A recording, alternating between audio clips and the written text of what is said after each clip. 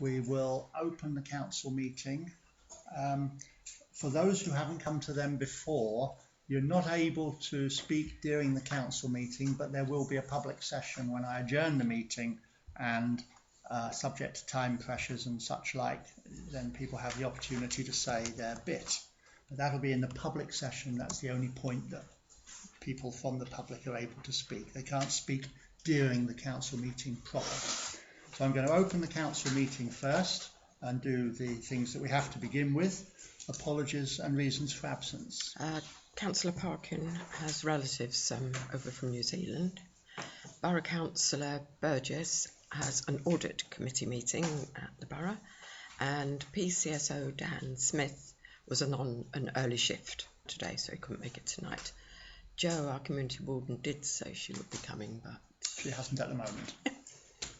Okay, I know she was in the market this morning. Okay, thank you. Are there any declarations by members of interest, pecuniary or other than pecuniary, etc., that need to be declared? No. Yours? None. Yours for Outlook, yes. Yeah. Anybody else? No. No. Okay, so no applications for dispensations.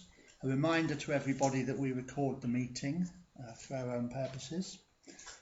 Now, what I would normally do, and what I would do according to the agenda at this point, is to adjourn the meeting for the public session. However, on this occasion, I'm going to take the first item for information, which is at the very end of the agenda, and do the information now, because then that gets everybody on the same page, as the saying goes, both councillors and people who've come here possibly for that reason, or possibly without knowing, or maybe they half know, not quite sure. Okay, so before we come to the public session, in order to let you know where things are, ABC, that's Ashford Borough Council, issued just on Friday afternoon, just gone, for public consultation, the changes that they've made to their plan 2015 to 2030 since the previous draft, which came out for consultation last year. It was too late to be included in the agenda for tonight. The agenda has to be out by law 3 clear days in advance. The agenda was already done. So we can only do it as an item for information tonight, officially, because we can't make decisions on anything that wasn't on the agenda. That's the way the law is. So before adjourning the meeting for the public session, I'll explain what's happening and what comes next. First, let's go back slightly to how we've got to this point, so everyone's on the same information. Last year, ABC sent out their draft plan, and Wittersham and a range of other villages that were in the AONB were all told, as a matter of policy, that the only housing growth for the next 13 years to 2030 would be if there were any small infill sites. That's what they said, plus the 4 that are being built around the Jubilee Fields at the minute by Ashford for affordable. The other 2 sites that have been submitted for possible housing as part of the planning process were both ruled out. Pipers, you mostly know about, made an application for planning and was turned down, and the inspector also turned it down, so that's gone. And the other one, which is out the other end of the village next to the meadows, that was turned down by the planners as part of the planning process as not appropriate. Now, the Voices plan, the community-led plan, which was done 2 or 3 years ago, that surveyed residents about their thoughts on housing, and the conclusion from that was that most people wanted a range of houses which were classed as up to 5 a year. It wasn't 5, but it was up to 5. Some people said, 1 or 2, 3 or 4, 5 or whatever. Up to 5 a year, I have taken, for those of you who've been here to previous meetings, as being taking an average of 3 a year. Not 5, but 3 would be up to 5. Sometimes a bit higher, sometimes a bit lower. Now, Wittersham responded, the parish council, to the draft plan and said it was unaware of enough small infill sites, which the policy had decreed, for us to make those numbers over the plan period, because 3 a year for 15 years is 45. We didn't think there's room for 45 on small infill sites. Bearing in mind the criteria that had been laid down, the ones that were applied for major sites had both been rejected, Pipers and the one by the Meadows. Ashford agreed to meet myself and the clerk, Yvonne here, as a prelude to discussions on where we might find small sites around the edge of the village. If there aren't any in the village, then what about on the edge?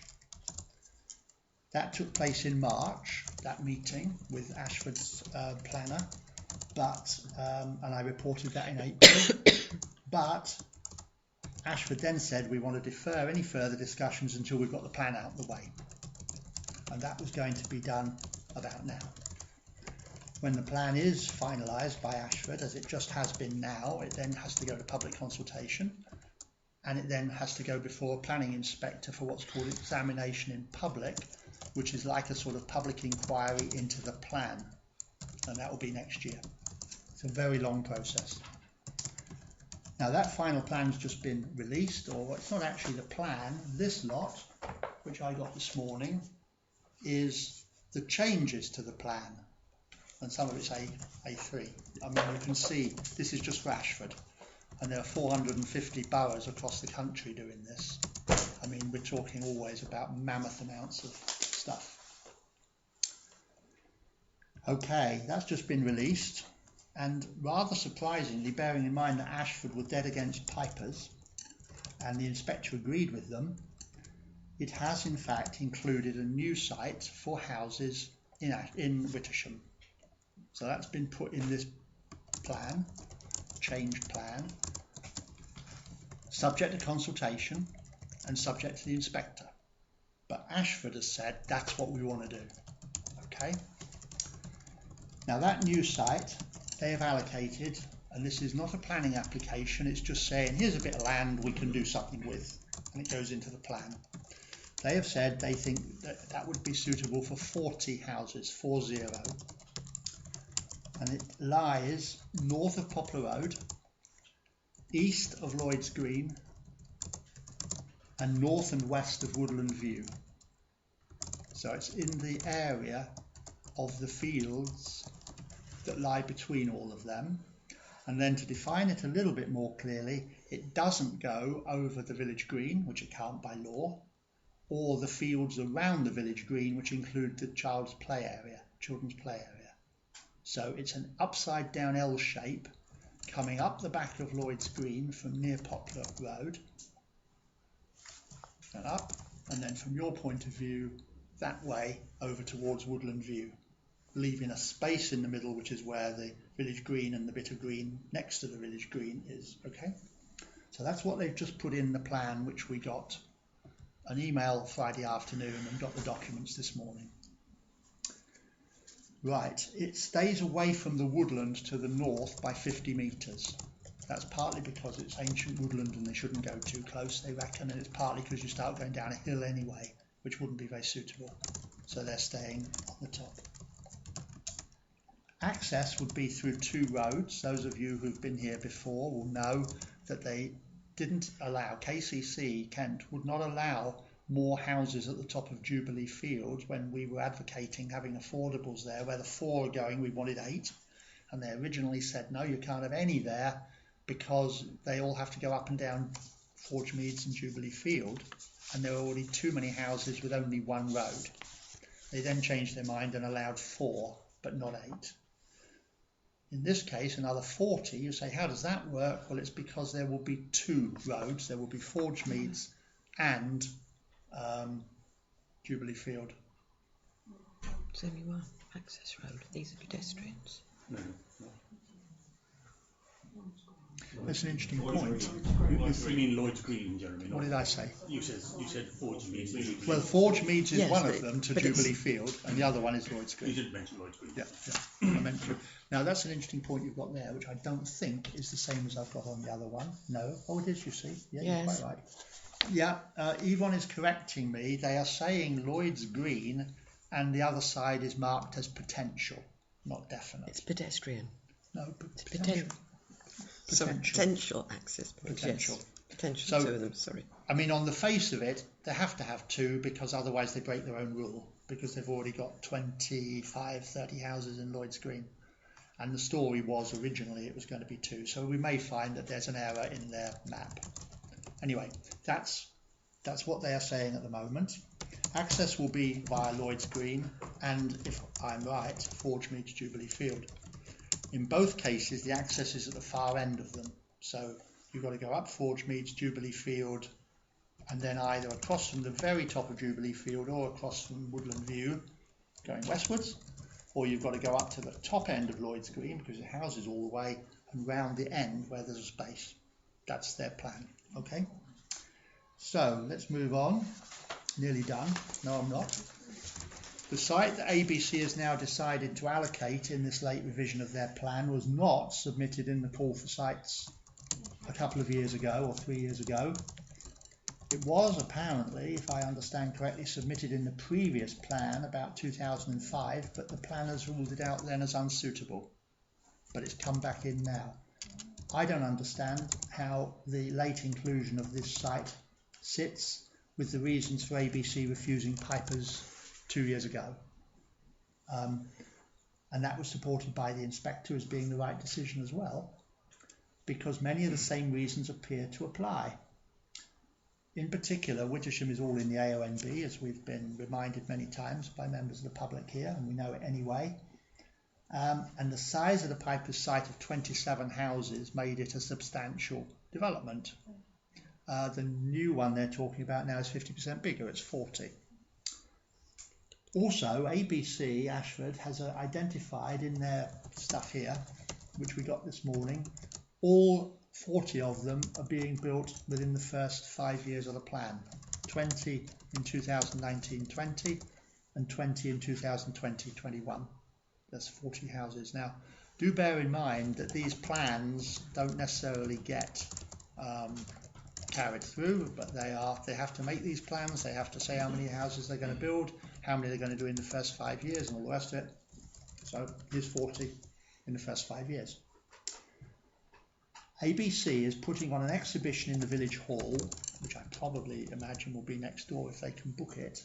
It is booked. On that side, yes. It's already It isn't booked. in here. No. Thursday the 10th of August, to put in your diaries, from 4:30 to 6:30. Not only put it in your diaries, but please do what you can to publicise it to everybody else, to come along and make their points, to Ashford. We, the council, will also talk later about what we think we can do to try and publicise it, bearing in mind there's no outlook between now and then, because the deadline for the consultation responses is 31st of August. In other words, it's through the summer holiday. They, to be fair to them, have spent forever getting to this point. I think they've probably been doing this for about 3 or 4 years, and they are under pressure to get on and get the thing off to the inspector so that they get their inquiry next year, because the plan can't take effect until it's been approved by, technically, the minister, but actually the inspector. Okay, I think when you come to the exhibition, there will probably be, if it's like last time, there'll probably be some sort of form where you can fill your consultation response in there and then. I can't promise that, but I think there probably will be. The council, us, will have to have another meeting. We don't normally have one in August, but obviously we're being landed for one in August because we can't do it tonight because we've only just got it too late for the agenda, and we've got to do it by 31st of August, so September meeting's no good. Now, just to give you a handle on where these numbers fit, I'll just spin through these quickly. I've said that they want 40 houses on this site in Wittersham, and we have about 500 at the minute, 520, so it's another 7-8%. The whole plan, some of which have already been set in motion before, but building within the 13-year period that's left of the 15-year plan. You see, it's already gone 2 years and they haven't got it yet. They are doing 13,969 houses if they're all built. That's the degree of growth in Ashford. We're talking huge. And to be fair to Ashford planners, they are between a rock and a hard place. Now, where these 13,969, 14,000 give or take, come from, I will spin through. Some of these, as I said, are already allocated, but they're not built. Some of them are in this plan, some of them are in the amendments to the plan. 1,384 within town centre of Ashford. And when I say houses, by the way, some of them, of course, could be flats, but they're potential households.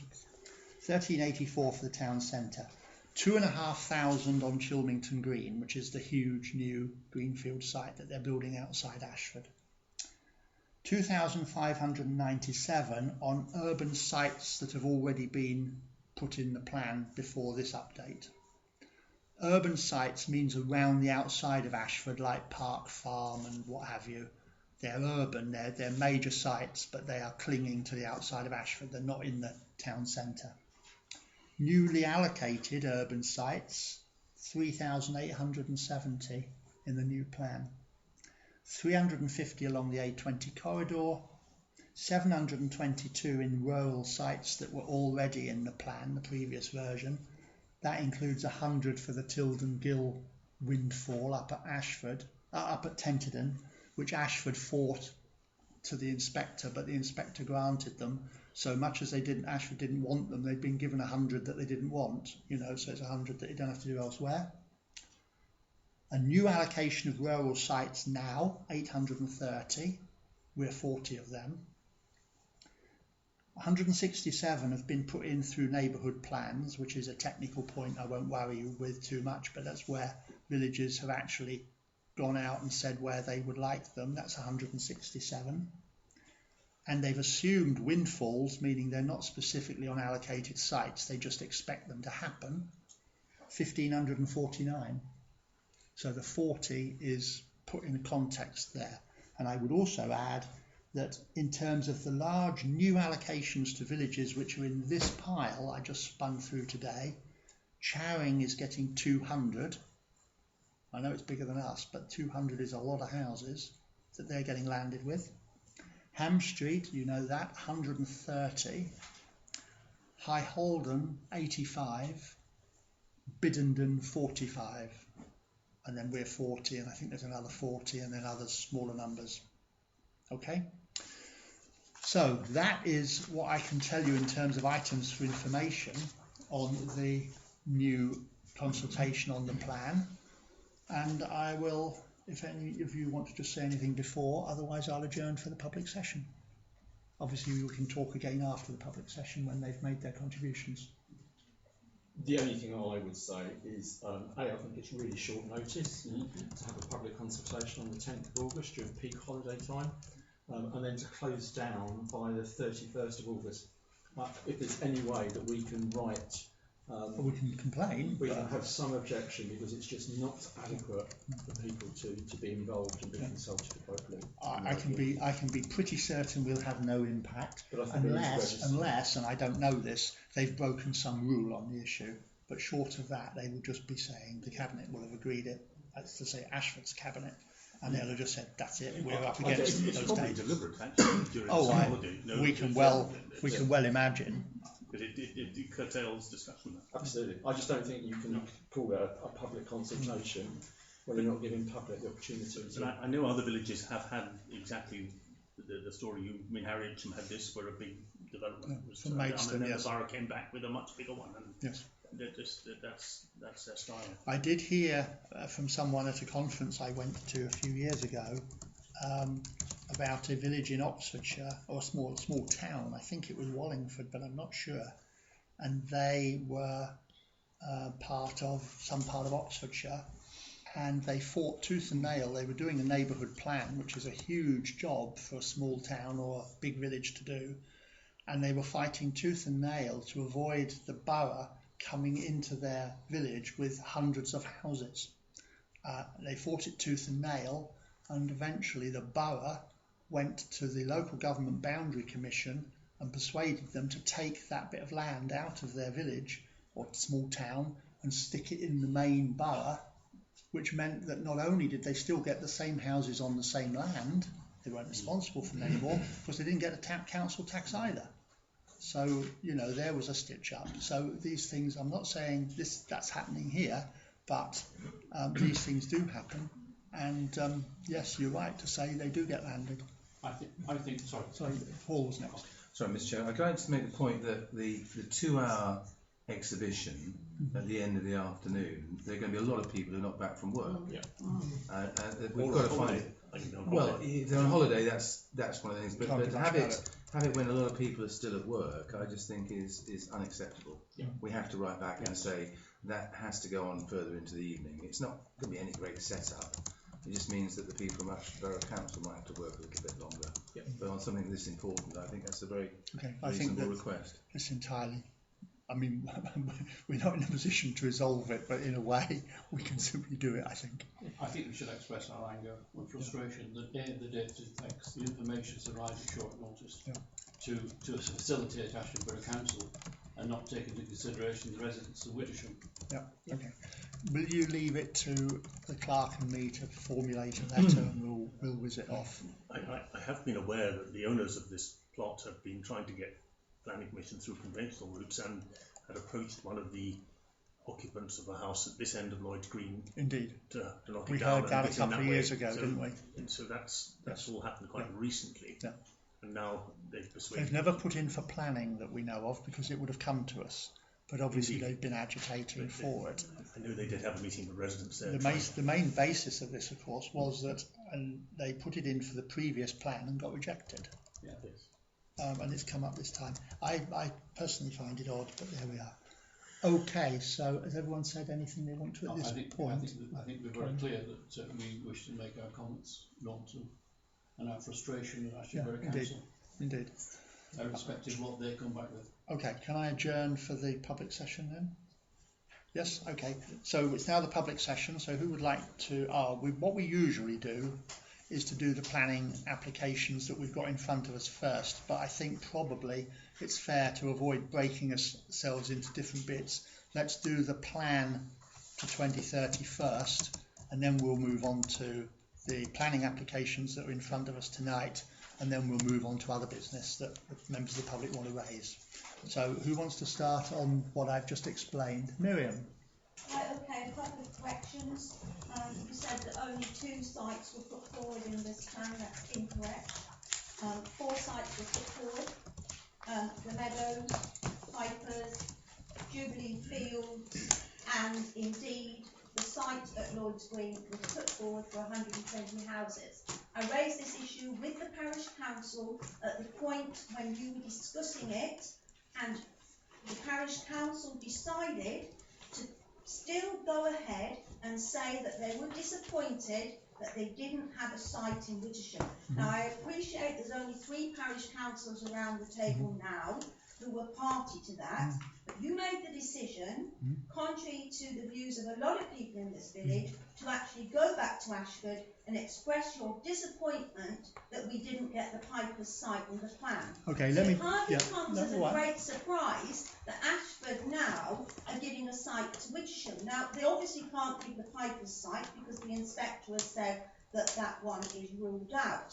So they've gone for another site, which is actually a major advantage to themselves because they own both accesses, and you get, I think, in terms of the value of development, if you've got the access. I was at the Tildengill inquiry where the barrister told Ashford, who owned the access there as well, and said that will be a third of the value of the site for you. That will be £1 million that you're assigning to the bin by refusing this application.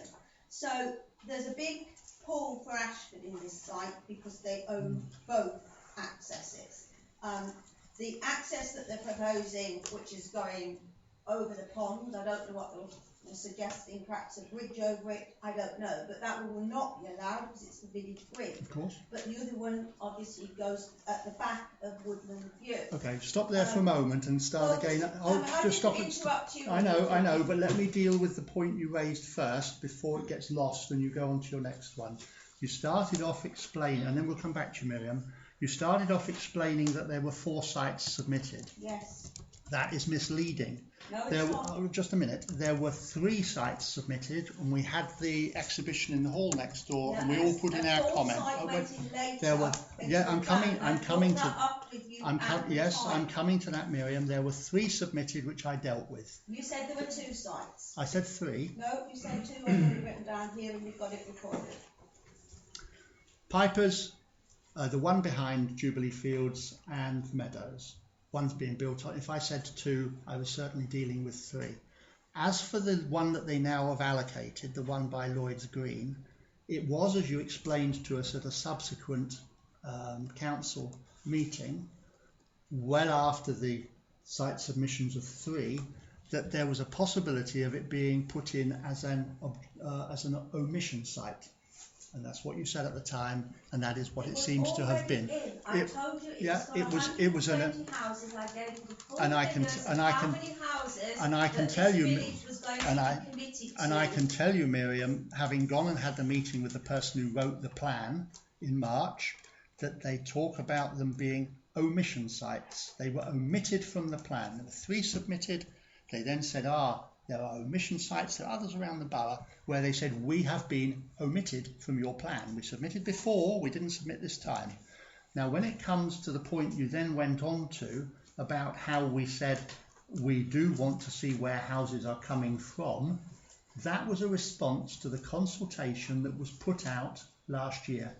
And that consultation was on a particular policy which said, can't remember the number, Wittersham and about 10 or 15 other villages will only be restricted, or will be restricted, to infill on small sites. That is what we went. That is what we went back on. You pointed out to us that you thought there were a lot of infill sites, and we said there weren't. Other policies that would allow housing in the village, and what this village is in desperate need of is affordable housing, and affordable housing for local needs people is always allowed on exception sites. We did not take that into account. We do not need masses of open market housing. We need affordable housing for local people, and they are allowed in the plan. I can't remember exactly what the room number it is, but they are allowed. All true. And it was identified in the Voices survey as this is what the village would support. It was also a previous survey about local needs housing, and the village would support a small development of local needs housing. Never has this village supported a large site for housing. It may not do now, indeed. But we were responding. We were responding to what was put out. You supported the Piper's site, which was for 27 in phase 1, and at least another 17 in phase 2, which takes us above 40. So suddenly now you're outraged at the possibility of 40, where you were actually committing us to that number on the Piper's side. We didn't commit any. You expressed yourself as extremely disappointed, so disappointed you decided to get a meeting with Simon Coe to vent your disappointment on him, and probably he's now taken that to mean, well, Wittersham Parish Council wants a site. No, we wanted to find the small sites that he actually talked about in the policy that we were responding to. You supported the Piper site, which is not a small site. Indeed, okay. It is as large a site as that one. Okay, David wants to speak. Let other people speak. Miriam, can I just come back to you? Because you've just said that we were outraged at the proposal for 40 houses. Now, we've not said that, we've not discussed that. What we're registering What we're registering our dissatisfaction is the approach Ashford have taken to the consultation. We haven't discussed. No, I agree, but what I'm saying is... talking. Yeah, but you weren't party to that, David. No, but I'm here as Parish Council now. And I'm conscious there's a lot of other people in the room that might also want to speak. Yeah, but we shouldn't have misinformation given to the people. And we shouldn't have continual interruptions from you, because there are other people who want to speak. Well, okay, fair enough, but we should not have misinformation given by the chairman. Nor so many interruptions from you either. Well, if you member of the public can speak without interruption, then you wouldn't be interrupted, would I? I was making my speech and I was interrupted. It was a speech. I did want to come back on your first points. What? And you. I did not interrupt him when he was speaking. You interrupted him I let several him make times. his speech. Okay. Miriam, did you want to go on to the point that I stopped you making when I wanted to answer your first one? Okay. Right, who would like to go next? We should have a break, a comfort break. Does anyone else want to talk about the plan to 2030 and what I've explained? As Miriam said, she didn't interrupt me, but then it was the council meeting at that time, so I was actually free to speak without interruption. Yes, Jane. The only thing I would say about it would be provisions for schooling and buses if that plan does come into effect, because at the moment the school is obviously only of a certain size, they've got split years, and obviously need to be a lot bigger. And the answer to that is, frankly, we don't know. The plan process that Ashford goes through, in principle, is supposed to work those things out. But of course, you know, they are only in charge of certain things. And how it follows on, we've all got our own opinion of how good we've been at that in previous decades. I mean, there is obviously a problem that's being made clear by the government at the moment, and Miriam has actually put a finger on it as well, that there are a shortage of houses. We can say of affordables, yes, there are a shortage of other houses as well. One of the ways you get affordable houses is for people to move up the housing ladder, and of course they free them up lower down. There are a shortage across the range, and that's what Ashford as housing authority, as a borough, is required to deal with. They're not the drainage authority, they're not the transport authority, they're not the education authority, and they're supposed to work these things out, but how well we think that actually comes along is another matter. Alan? I think that politically the message is that build the houses and worry about the amenities afterwards, and you only have to look at Tenchton to see that. But, for example, the doctor's surgery there isn't able to cope with what it's got at the moment, and another 300 houses on the small Art Road isn't going to make their life very easy. No. And they worry about the situation after they've got the houses up. The 300, I haven't studied it in detail in here because you can add the numbers up all sorts of ways, but I think that the 300 in Small Hythe Road is going up as well. Going up 50 more.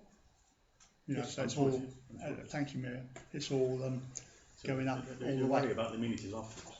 No. Indeed. Do we get I appreciate you've only literally got this today, the full detail. It might be too early to know this, but do we get a sense of, they've identified 40 units, what type of houses are they, in the sense that not just the size, but also you've got different categories that the government is putting emphasis on. You've got affordable housing, but you've also got social housing. There's a massive difference between the two. I don't think they have done that. You received this, I forwarded. Yeah, I've got it on here. Yeah, that's all that we've got so far. I didn't know what had come in today. Yeah, no, that's so right it's now part we don't of it. know whether I've just they taken are out full this commercial, affordable, paid prices. I think That wouldn't be for the planning comes in. I think that their general policy, were it to apply when the application came in, because of course it's all right to plan for houses, you've got to find someone to build them, and unless they're all built by Ashford, which they almost certainly won't be because they don't have that much money, they're doing 4 here at the minute, then of course they're reliant on private sector investment. And I think that out of the 40, if for argument's sake somewhere between 25 and 30 were market and somewhere between 10 and 15 were for rent, affordable, or something, you know, part ownership or this or that, all the different technical differences that they have, I think that would probably be a sensible wet finger to work on.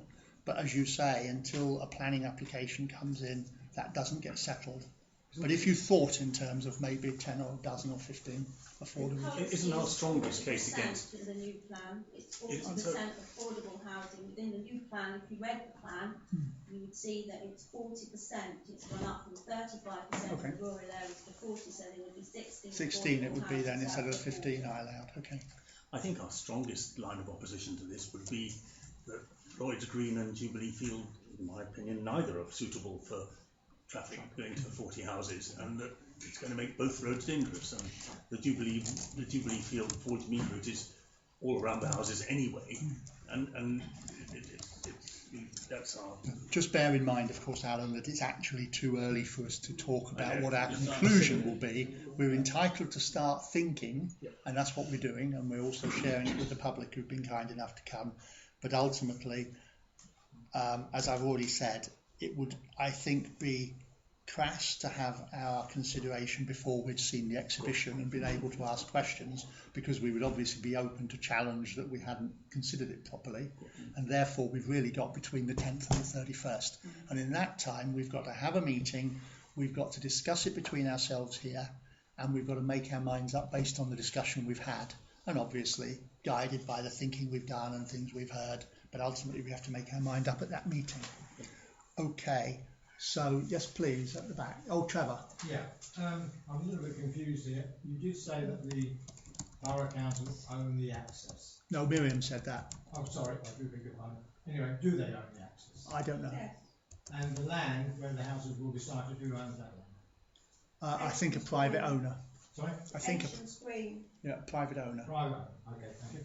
She was very upset when the village green, the 27 houses that was supposed to go on the village green, had a gap left for access to her land, and when the 27 houses couldn't be built because the village green swap hadn't been done properly, she was very upset. And as Alan said, she's been trying to pursue development on that land for some time. It's actually in joint ownership. I think the Tomsets own half. I think they just farm it, from what I understand. But I think it was actually, it might have passed as it was a joint owner originally. You might be right there, Alan.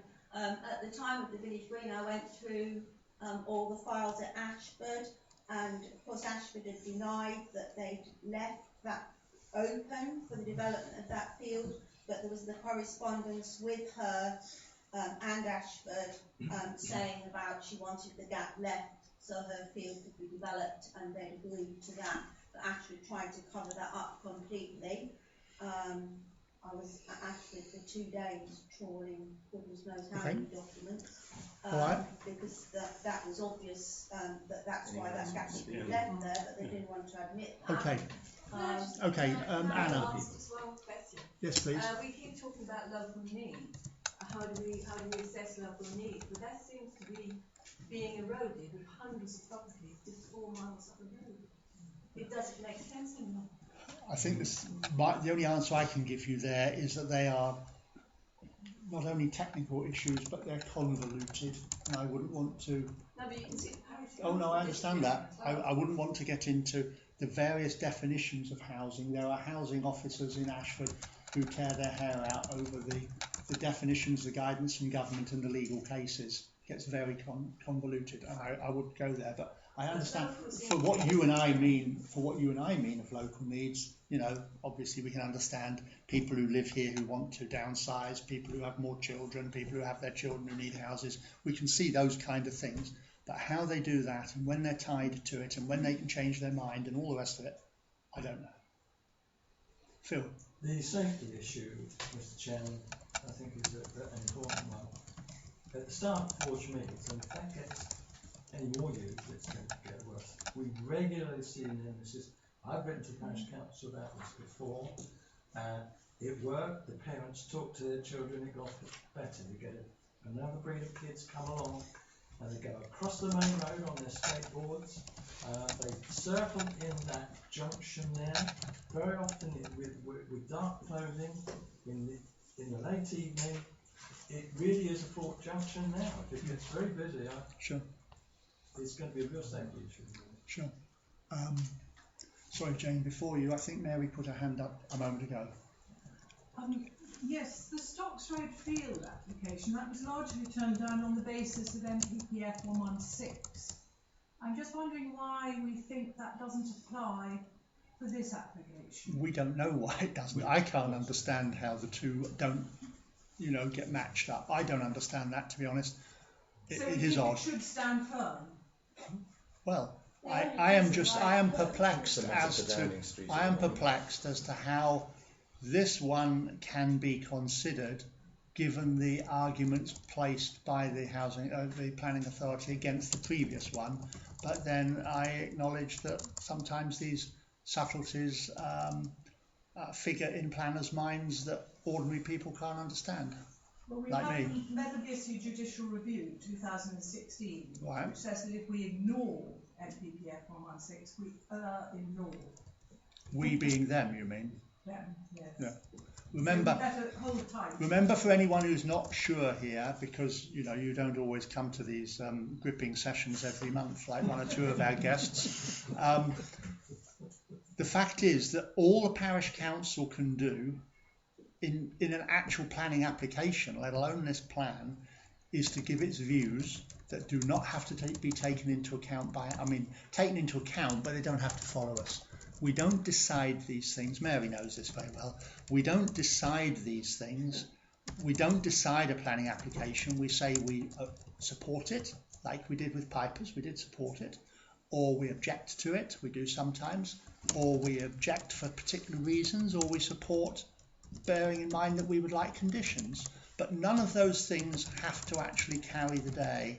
Ashford is the decision maker, subject, in the case of the plan, to a government inspector going through it all, hearing members of the public who put in their points, and deciding ultimately not actually to accept it or not, usually what has to be changed.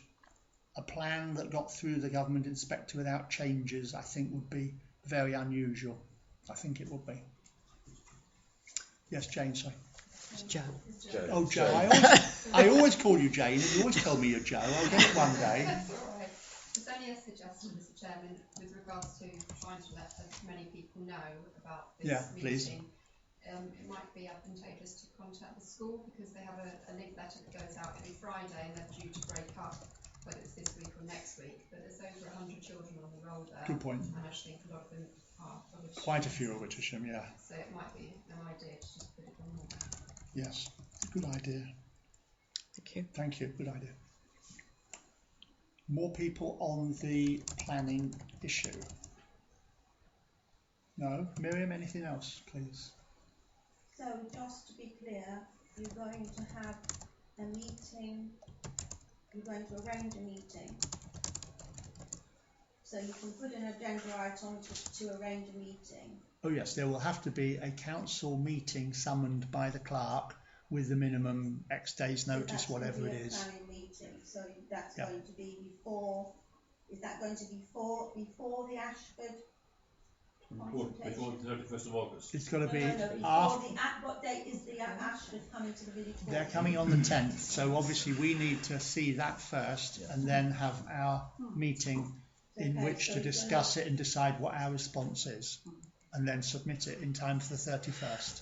But we don't have a date yet, that's got to be sorted. We've obviously got to find a date for the hall and see as many people as possible who can come.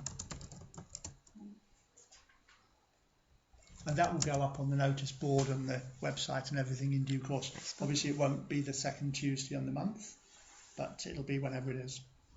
It'll be an exceptional meeting.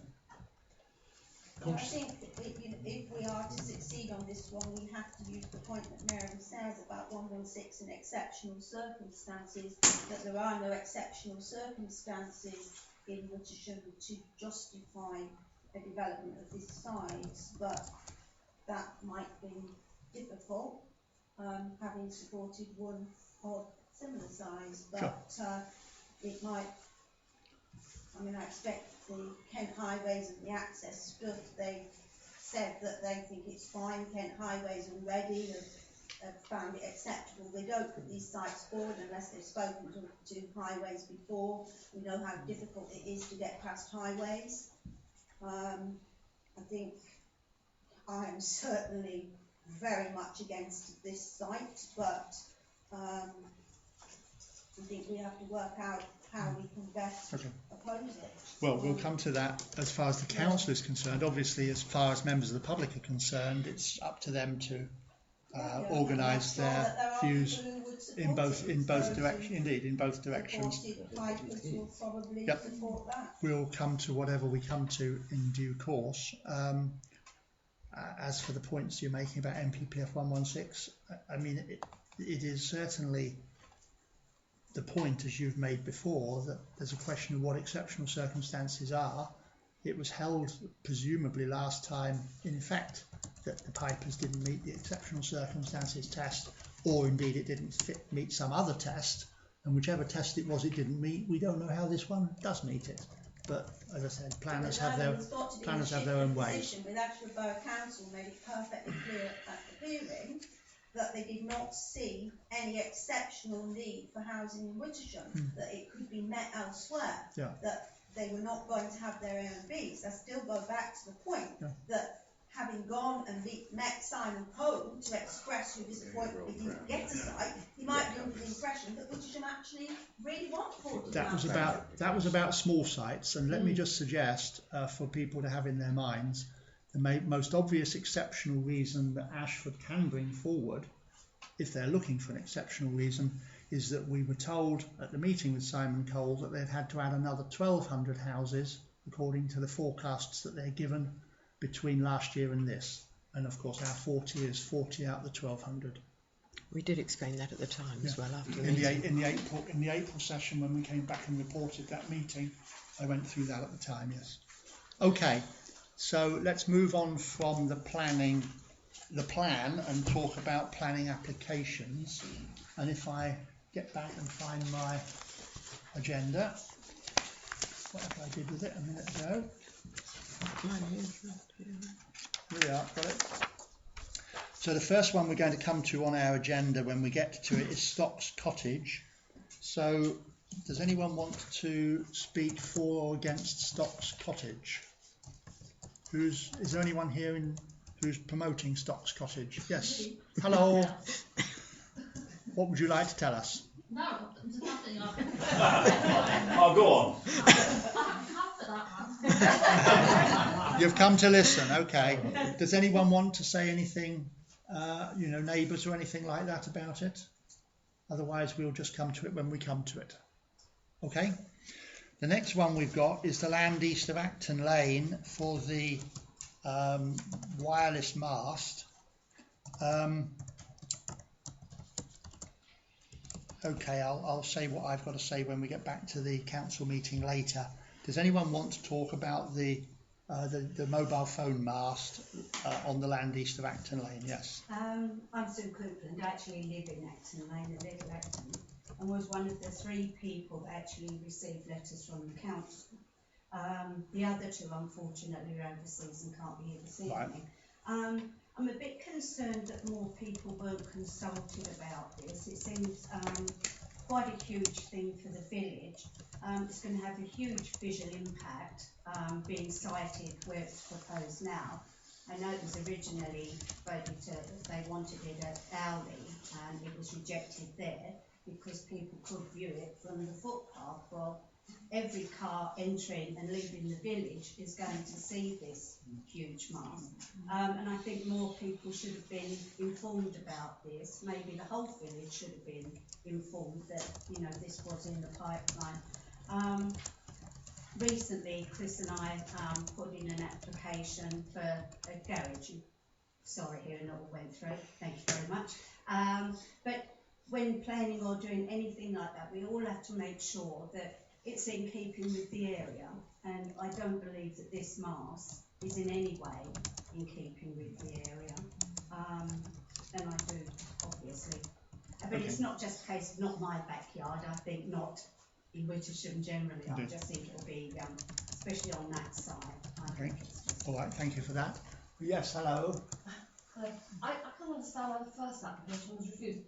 I live in Acton Lane as well, and we're the only people who would have seen it from our house, from the top floor of our house. We could have seen it. I know exactly where it was going to go, and we're the only people who would have seen it, and we were not going to object to it because it was hidden away right over Indeed. there. I can't prejudge the decision that the council will take later when we get to it, but what I can say is that we supported it unanimously last time for all the reasons you've just said. That it was a sensible place. We thought they'd done a good job. We supported it unanimously. We do not understand, like the First Lady, why it's been moved, and we'll see what the council comes up with later, and I might talk a bit more then. But we were told why they didn't approve it. Oh yes. Apparently there was something wrong with the original application. I don't know what that was, but it was too close to ancient woodland, which is the same woodland that this local plan will be. And And it can be seen from a public right of way which As the goes lady across. said, as the lady said. Those were the reasons. It's my public right of way, it's true, but actually you can't walk on the public way because Piper hasn't left it clear or anything like that. Well, So nobody we do. walks on that Yes. at the moment. Well, we do actually, but To be clear, when I said we can't understand why it got turned down, or I can't, I don't think the council could. I know what the reasons were. We find the reasons hard to understand. That would be a better way of putting it. Definitely there were reasons. But anyway, we'll see what the council says later, and then we'll go on from there. We're going to see it on the road driving Indeed. past and everything else, aren't we? Indeed. We'll, if you're still here, we'll find out what the council thinks then, and then we'll go on from there. But why are so few people being consulted when it's obviously going to be obvious to the village? Yeah, we weren't consulted. I think that and I'm not just sure about this exactly, but either I've had sort of different strands of this before. Either the planning authority has very limited obligations as to who they have to consult, or in fact they don't consult, they don't have an obligation at all, but they do it as good practice, but only in a very limited way. It's one or the other, or something between the two. But either way, they will not go round streets and streets of houses saying, oh, you can see this or whatever. That's just absolutely not what they do, I'm afraid. Of course, it's on their website. I mean, they do it transparently if you happen to see it, or indeed if you subscribe to getting their email service where, you register and they'll tell you everything in Wittersham. And do they do an environmental survey regarding the impact of this? There's a whole load of rules. I believe that masts are done on a slightly different system to something like a house.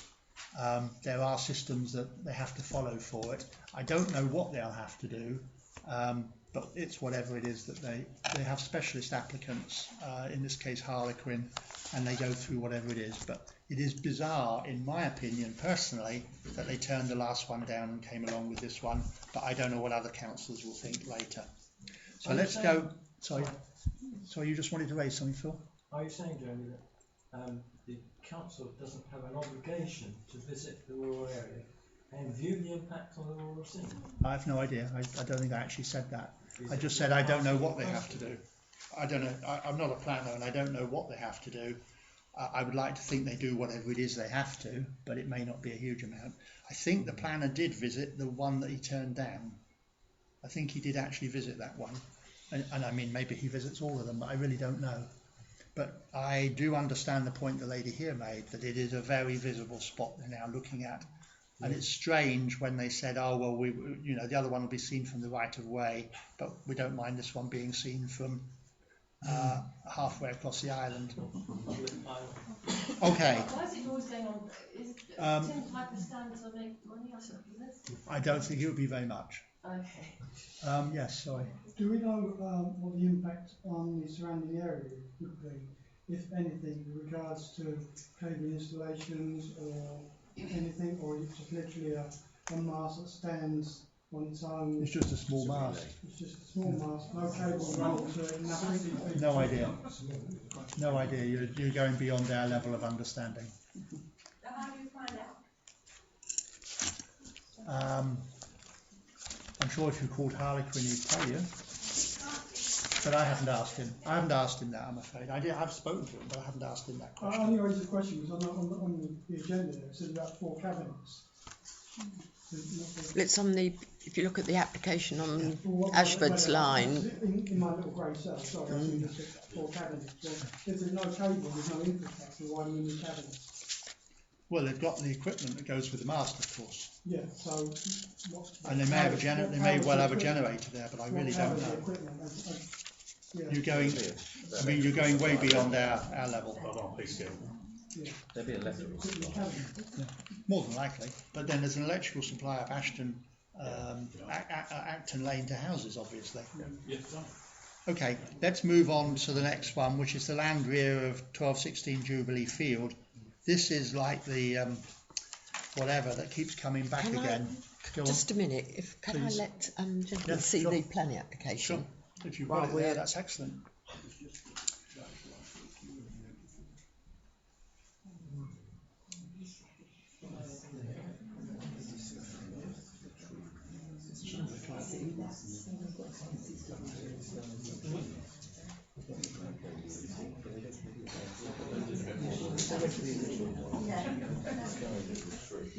Okay, can we move on then to the land rear of Jubilee Field?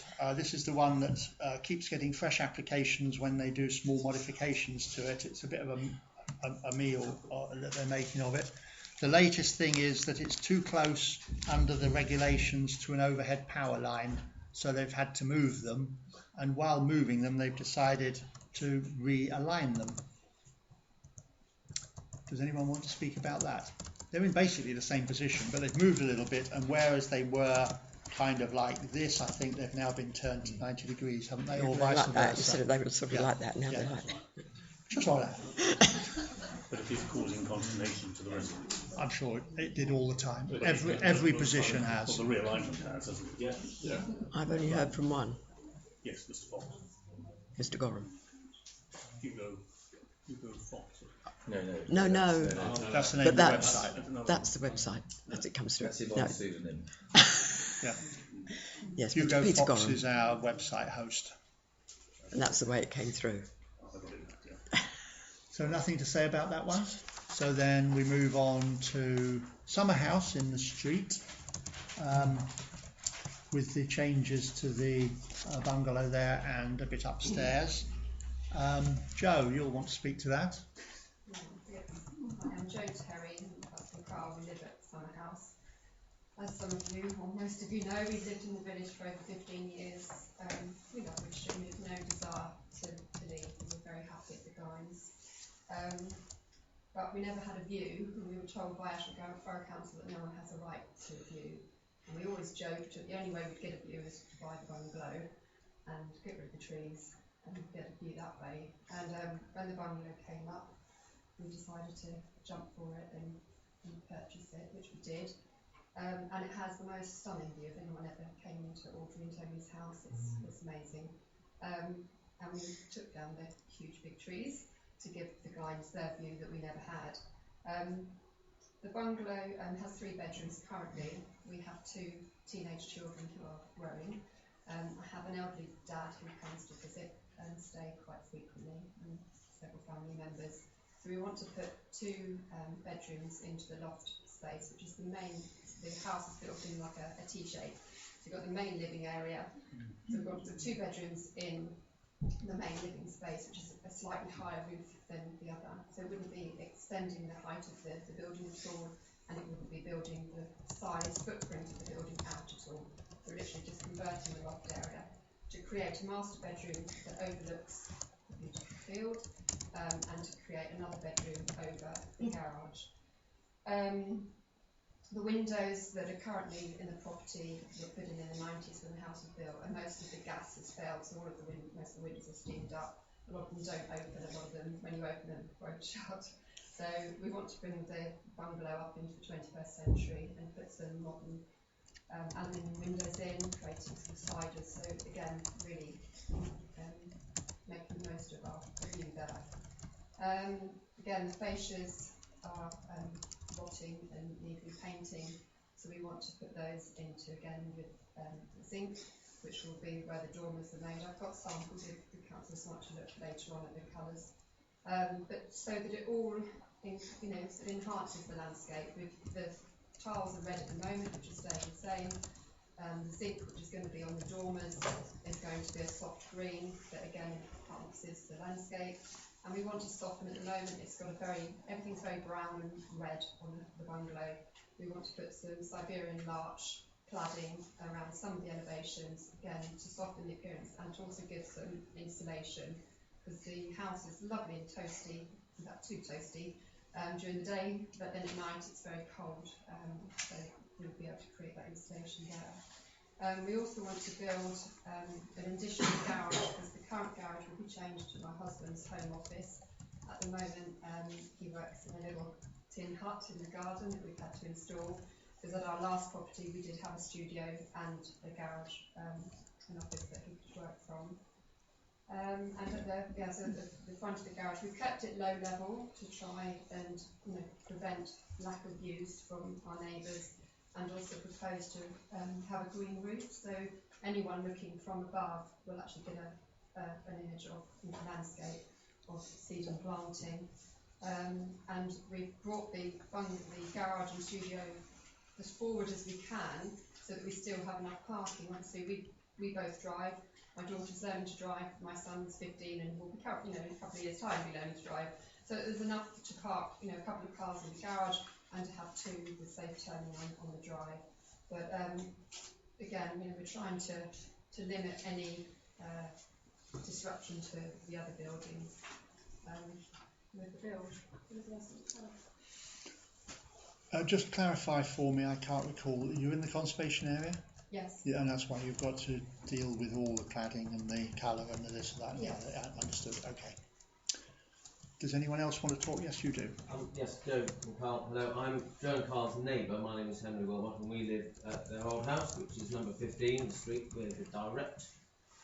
We directly border their northern boundary. So you're the Glines, or? Yeah, the Glines. Right. Yeah, number 15. The Glines. Okay. So, as you know, that is Georgian house. The frontage of which, the old frontage of which, is directly facing south. Now, they very nicely outlined their desire to make the house very nice and make the most of their views, and I think that's laudable and very good indeed. And we have no problems in the fact that they're not going to be expanding the footprint of the original building. But what we do have a slight concern with is the erection of the double garage and studio directly on their northern border, i.e. directly up against our frontage of our house. And we feel there are three aspects of that which concern us. Number one, the fact that there is going to be quite considerable increased density of buildings in that area. Essentially, we are losing open space, their garden, green space, and it's going to be built upon. And our concern is that being directly up against our boundary, albeit a single-storey building, that might be somewhat overbearing, bearing in mind that it's directly opposite the front of our house. And you know the house, you know what the view is out the window like. Secondly, slight concern is the nature of the detached property, or the double garage and studio.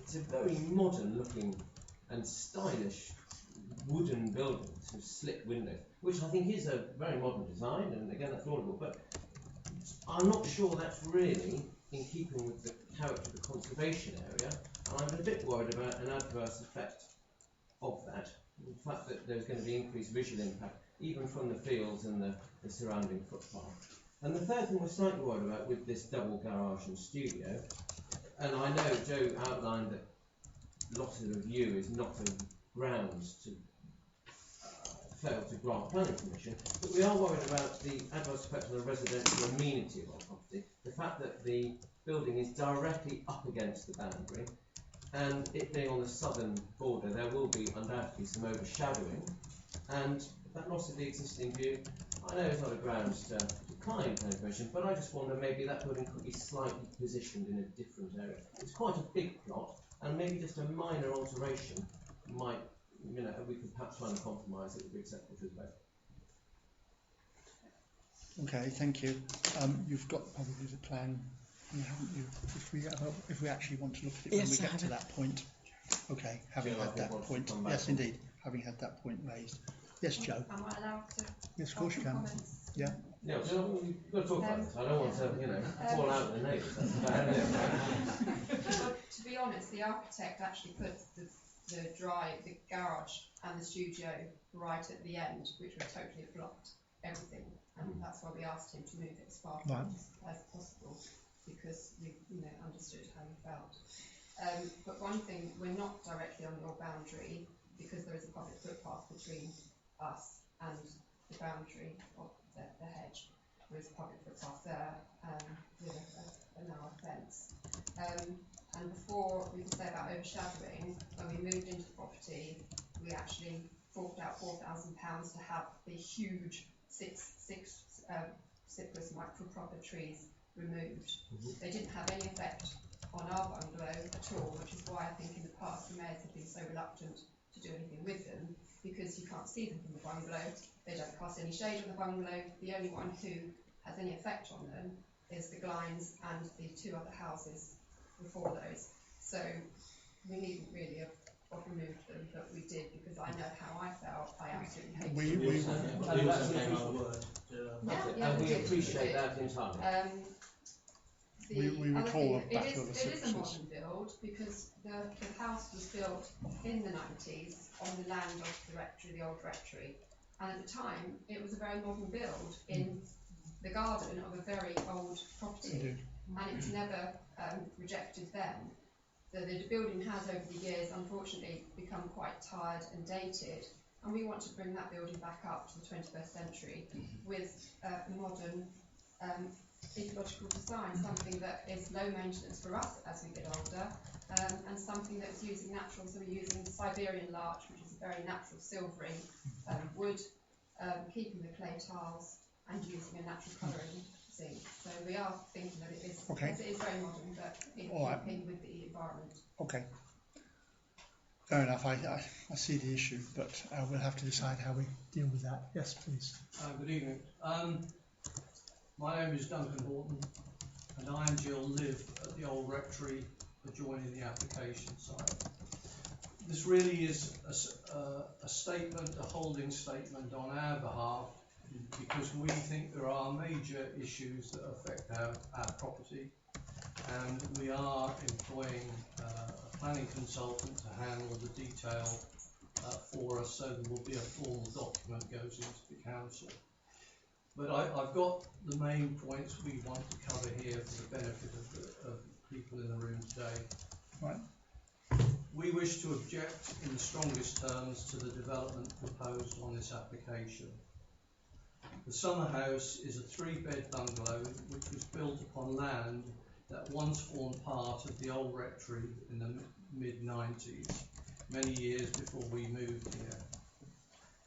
There is a covenant attached to the site which, amongst other restrictions, prevents the bungalow being increased in height. The present accommodation is provided over quite a large footprint, but all on the ground floor. It sits about 5 metres from our shared boundary and some 10 metres from the public right-of-way to the north. The application proposes in effect a near complete makeover. The works would include converting the loft space to provide 2 additional bedrooms to the existing 3, making 5. There would be 2 large dormers, roof lights and balcony that would directly overlook the rear of our property. There would be raised decking on 2 elevations that to the south would be raised by 2 feet 8 inches, and there would be a new garage and studio. The application falls within the conservation area and on its exposed eastern edge. We object to the impact this scheme would have in terms of overlooking, that is from the balcony on the southern elevation, which overlooks directly onto our terrace and into our living room. Loss of outlook, loss of privacy, the potential loss of amenity arising from the elevated decking.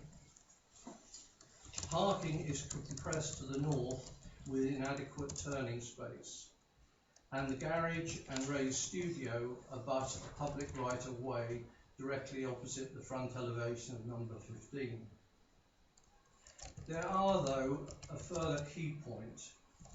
In a council assessment of the conservation area dated 1995, a comment was made about modern dwellings elsewhere in the conservation area representing inoffensive but damaging 20th century infill development, spoiling visual relationships that once existed. Whilst the summer house is a different site, and these are different circumstances, we believe that the summer house too is presently an inoffensive building. There is scope for some modest development, but this application would turn the summer house into something else. The extent of the works involved, with the introduction of accommodation at first floor level and the incongruous balcony on the southern elevation, would do nothing to preserve the character or appearance of the conservation area. We would therefore urge the council to recommend that the application be refused on these two grounds. 1, impact upon residential amenity, and 2, impact upon the character and appearance of this part of the conservation area. Okay, thank you. Anybody else need to say anything? You want to come back on that? Just briefly, please. With regards to overlooking your property, when we actually purchased the summer house, we couldn't actually see the rectory at all. It was totally private. All of the trees were fully grown all the way around. And the day pretty much we moved in, the owners of the rectory actually chopped all of those trees down and then erected a fence, so we then could see their house where we never could before. And when we purchased the property, we couldn't see their house at all, and hence they wouldn't have been able to see summer house. So the only reason that we will overlook them now, if at all, is because of their actions of removing the trees. With regards to the glass balcony on the south elevation, it is glass. You can see through all of it, so there will be no obstruction of your view. And I certainly won't be bothering looking at you and your house rather than I can look at the field. The only thing I would say, the house has been on the site since 1906. To our knowledge, there's never been any physical fence around the property on the north side or on the side abutting summer house. What we were doing was putting a wooden 6-foot fence all the way down the lane, which is on the north side of our property. But there was no fence on between our property and the summer house. In fact, in 4 years, I'd never ventured in there. It was completely blocked out. When we started to evaluate looking and putting the fence in, we found that there were three trees that were all leaning. One was leaning on another and on another. So we had to take them out. That area was completely blocked, and by the time there was actually a tree that was from our garden into the summer house further down that must have been there for over 10 years. So whilst we cleared that area to put the fence in, it's clear that the new owners would have requested we do something, and all we did was the minimum to remove that foliage that was there, that we had no other alternative but to do. Okay. I'm going to say it wasn't foliage, it was trees. It was trees, and we've got photographic evidence of trees. But when we moved into the house, we had no view whatsoever. The house directly was not visible. Okay.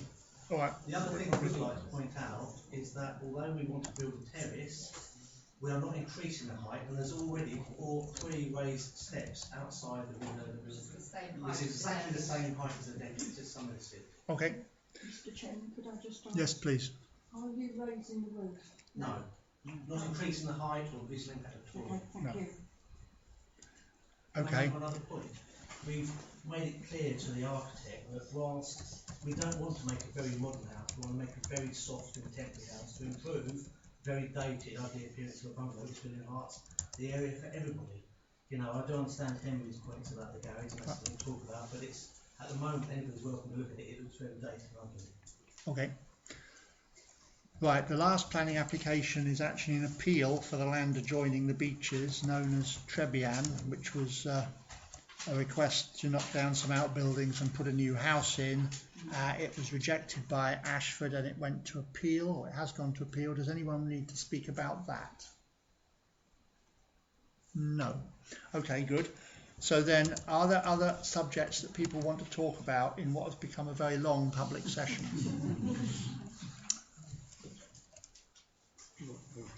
Yes, hello, Mrs. Kirk. May I just congratulate the Parish Council on overseeing the most wonderful cutting, trimming of the hedge around the Coronation Field. I think the village should now be very proud of an outstanding feature. Thank you for that comment, which I'm sure our caretaker will be delighted to hear through our clerk. I understand exactly why you're making it, and We'll get to that on our agenda. We'll get to that on the agenda. Phil. I'll try and keep this as brief as possible. Please. I've measured the hedges all the way around the 2 fields.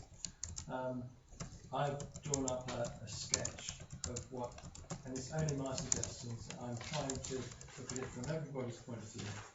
I've done a sketch which I've presented to the Parish Council, and setting it out the sections of the hedge and what might possibly be done, reducing it considerably in one area and keeping the height at no more than 4 foot anywhere, bearing in mind that it's going to grow more in the period when most people are out and about, and so it's always difficult to keep the hedge really short.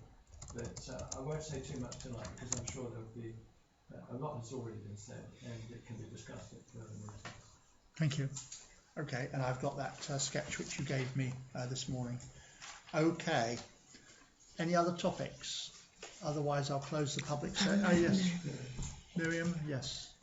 Yeah, I asked the clerk to put the item on the agenda about the village green sign. I am very keen to actually take this forward, and I see it's just down as correspondence, so I would rather hope we might get a decision so we can actually get this ordered. So can the clerk give me some feedback, because if the parish council are not in a position to help with this, I suggest that we probably just go ahead and we won't be able to say for that. But, you know, I really don't want to thank you, Miriam. I have replied to your email. I put it on the agenda as correspondence, Village Green. We can discuss it because I know you want to put the boulder in. I have asked Alf, as you asked me to, if he would be able to dig out a pit to put it in.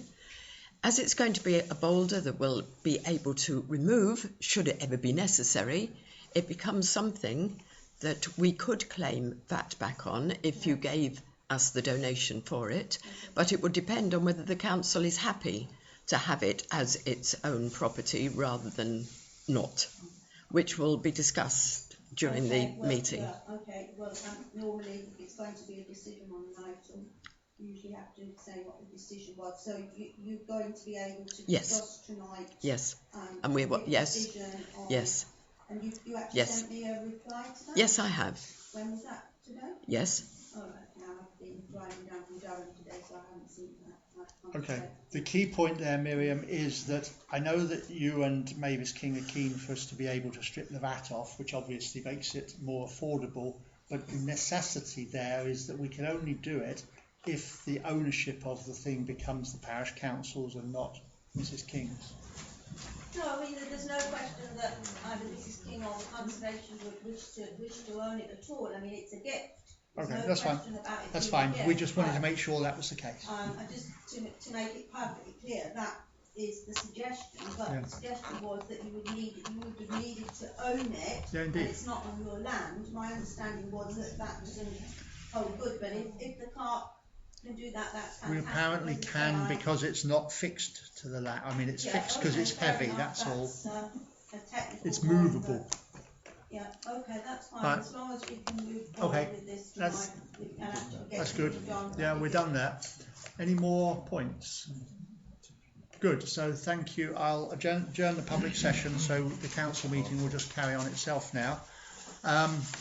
So we're going back to confirming the minutes of the last meeting, guys, wherever I've got them. Right, this month's deliberate mistake. Was the woman and I were in two places at the same time? Which I thought was marvellous. Yes. I've always wanted to do You were here and not here, and Councillor Sykes wasn't here but was talking during the meeting. So yes, that was a double. So I do apologise to that gentleman, and I have corrected the minutes in the file are correct. Okay, thank you. Can we just, I don't mind you whispering as long as it's only whispering. Thank you very much. Good night. We're just going to confirm then the minutes and the deliberate mistake that you made, which I evidently didn't spot. So is everybody happy with the minutes? Can I sign them as confirmed? You just meant yes. And you're saying you've made whatever change it Yes, was that yes, I put David there. Oh yes, he got and missed out. I put him there. Yeah. And I didn't have Colin in at all. Indeed, he did complain to me yesterday that he'd been missed out. Yeah, he said he even spoke in the meeting and you still forgot him. I'll learn him. Where do I sign? Here Yes, please. or here? No, please, because that's minutes as such. 11. See, but Colin's the only one that passed the test. Yeah, I didn't spot it. Oh, David did, obviously, but didn't let him. Right, so... Well, given that, I thought right. 3611 refers Okay. to somebody called Mash. Yeah, minutes are done. Yeah, we'd better move on because we're at 10 to 9 already and I don't want to get to midnight. Okay. So matters arising is SIDS. Right, you'll be pleased to hear that Mr. Hill, Mike Hill, has indicated he'll be happy to support our project, and I have the grant forms to fill in. Thank you. Village Gateway, I was asked to check out costings, but when I went into it, there's various things. They can virtually sort of do what you want them to do. Yeah. So until we decide any further, I haven't gone any further with that. Parking at the Ellen Terry Museum. I went to KCC. I know we put ABC in the minutes because that was both, I think. But I went to KCC to see about the footway. But they've come back, obviously, and said briefly. However, whilst we have no plans for safety improvements at this location, should the parish wish to use their budget, we will be happy to advise on potential options. So I'm going to go to Ashford, which I haven't done yet, on the parking as to the safety issues of the way it's. I apologise if you covered this in the last meeting, but the obvious thing is that have we spoken to the National Trust? Yes. Right. Yes, that was all. Are they not concerned?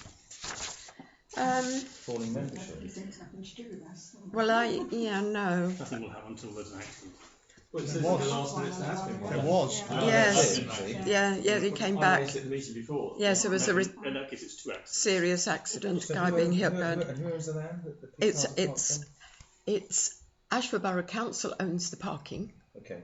Obviously, highways own the bit that we hoped we might be able to put a footpath on. Okay. So that's why I went to them. And National Trust owns the piece on the other side of the road. Right. Can I suggest when you talk to Ashford that you politely suggest they put a disclaimer notice up? That'll have the two purposes. One is they should have that anyhow, because if they own the land, be parking on it, there's an accident there, there's a liability. Secondly, the minute they put the notice up, they implicate themselves in the solution. That's very good. It's a two-stage process. Yes. Yeah. Nice one. Thank you. Okay. Thank you. Right. Next bit, you. Next one is the Shaddockshurst note. There was a meeting last week which I didn't attend with Shaddockshurst and about 8 parish councils. They've done some revision on the draft which we spoke about last month and you approved that we could sign it. I could sign it. So they've changed the draft a little bit, but I mean basically the thing is still the same, and they're talking about the tactics, whether they go at Ashford first and then the minister. Yeah. This is all background stuff about Shaddockshurst being stuffed by losing a green space, which they said was the last one they had. I'm not familiar with the village directly. It's whether it has any effect or not. It's moaning really, with reason, about the fact that the way the planning system works, and we've had a good bit of it tonight, it doesn't work very well, but we should also, being rational, recognise that there are no good answers to this, because whatever you do is a problem somewhere else. But anyway, we did agree last time that we'd sign it on the grounds that there was a degree of solidarity about the fact that the villagers are having these things done to them, and we didn't wish to miss out. Most of them, I believe, have agreed, but not everybody yet. They were waiting for council meetings. So now... What they're actually asking, from what I could read now, is that they're putting all this wording together, and should any changes come about from all these other inputs, that the council is happy that the chairman should still support it. Indeed. Well, So we don't have to keep bringing it back to the council meeting every time. The thrust of it isn't going to change. They're fine-tuning it, and it's going to be one where we're one of 20 odd signing. That's right. So we are merely joining in with the mob-handed thing. Moving on then to the planning applications. So the first one we have to consider is Stocks Cottage, the erection of a replacement conservatory. Who would like to comment on that? No, fully support it. Yeah. Okay, I have no problems. So we fully support that. Yeah. You're supported. That's not a decision. It's just support. If you don't, it'll fall down. Okay. We go on now to the. Usually does it. We go on now to the telephone mast, land east of Acton Lane. Who would like to start us on that one? The planning applications back there, Yvonne. Well, I think there was. Can I start? Yeah, please. I think there was some really useful points raised, particularly the history of the previous one that Jenny Newton talked about, and to me, you know, I also thought to myself, you know, the whole visual amenity piece is very, very important. Again, I don't know if I missed it, but when you tend to look at these things very much from a planning point of view, rather than necessarily that way up when it's something like this. And I think that the way it's been described, the points that have been raised, the fact that it was the previous thing that was turned down on what seems to be in relation to this very spurious points, means that personally I wouldn't support this. I think further investigation needs to be done. I think at the very least they should provide and you can do that very easily with technology these days, a picture of the view and you superimpose the mast on that. If you can say. And I totally take up the point of the fact that, no disrespect to the neighbours, the three of you, but it's a much wider issue if this can be seen by everyone coming in. Yes. Point taken. Anyone else add anything to that? No, I mean, I would have said roughly the same thing as Paul. All right, this has got a bit of history to it. The Parish Council did support the previous one on the north side of the ancient woodland. It was rejected, as Yvonne said earlier, by the planning officer because it was too close to the wood. Now there was some confusion there over the plan. I talked at the time twice, I think, to Simon something from Harlequin. He acknowledged the plan had a mistake in it and he thought correcting the plan was going to solve it, but in fact the planning officer still turned it down. What I spoke to Simon again today, and I spoke to one of his colleagues when he was away the other week, and I spoke to him again today. He confirmed, I said, how close is it to the trees, because I'm getting different views. He said it will not be under the canopy. In other words, it will be as far away from the nearest tree as the tree goes. And of course that is taken usually as a rough guide to where the main roots go. It will be on a concrete pad which will go in a certain distance. If it was in the original site, that's not the one we've got in front of us. I thought we would, and I've told him, I thought that we would object to the present one. I know for a fact that in the pre-consultation, you have pre-consultations with these masts. I'm not sure if we filled it in, but certainly I know that Mick Burgess did and said he totally disagreed with it. Yes, it's in here. Have you read my piece? We said that. So I thought that we would be against it, and we are. I have talked to Ashford again today to try and figure out what their position is. I don't know the exact answer as to exactly how their arrangements work when they have a planning officer who is exercising, on his way to exercising, a delegated decision.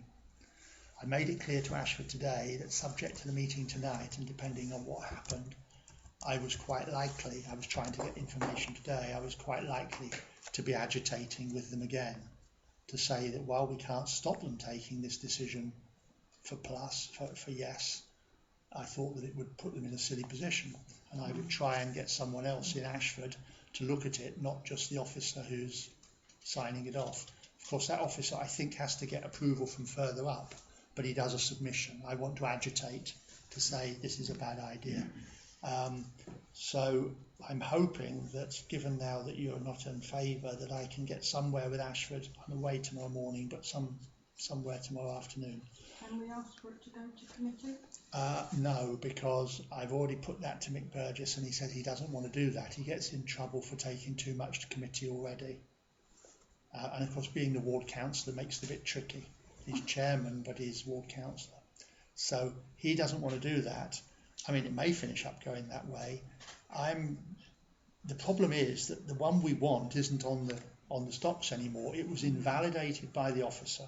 So it's not a valid application unless it's remade. All I want to do is try and agitate above our planning officer's head to say, I know you can give it, but I really don't want you to. I think it's a silly idea. I think you're going to upset your own reputation. And also, I've warned the woman I spoke to today, who's only customer services, but she was sensible, took note, that they're not actually understanding orders able to grant it without coming back to Yvonne first. So if they do, bearing in mind we've had that confirmed, he's definitely in trouble.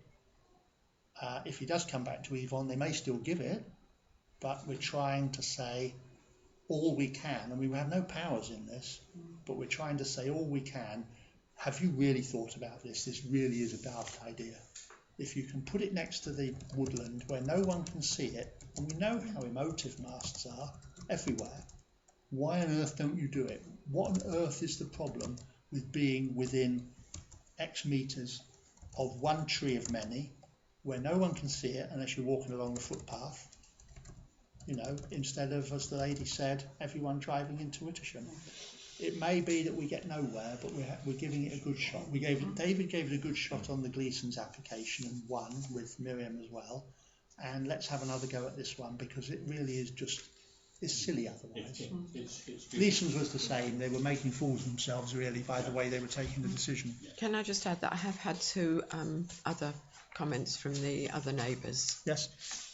All objecting.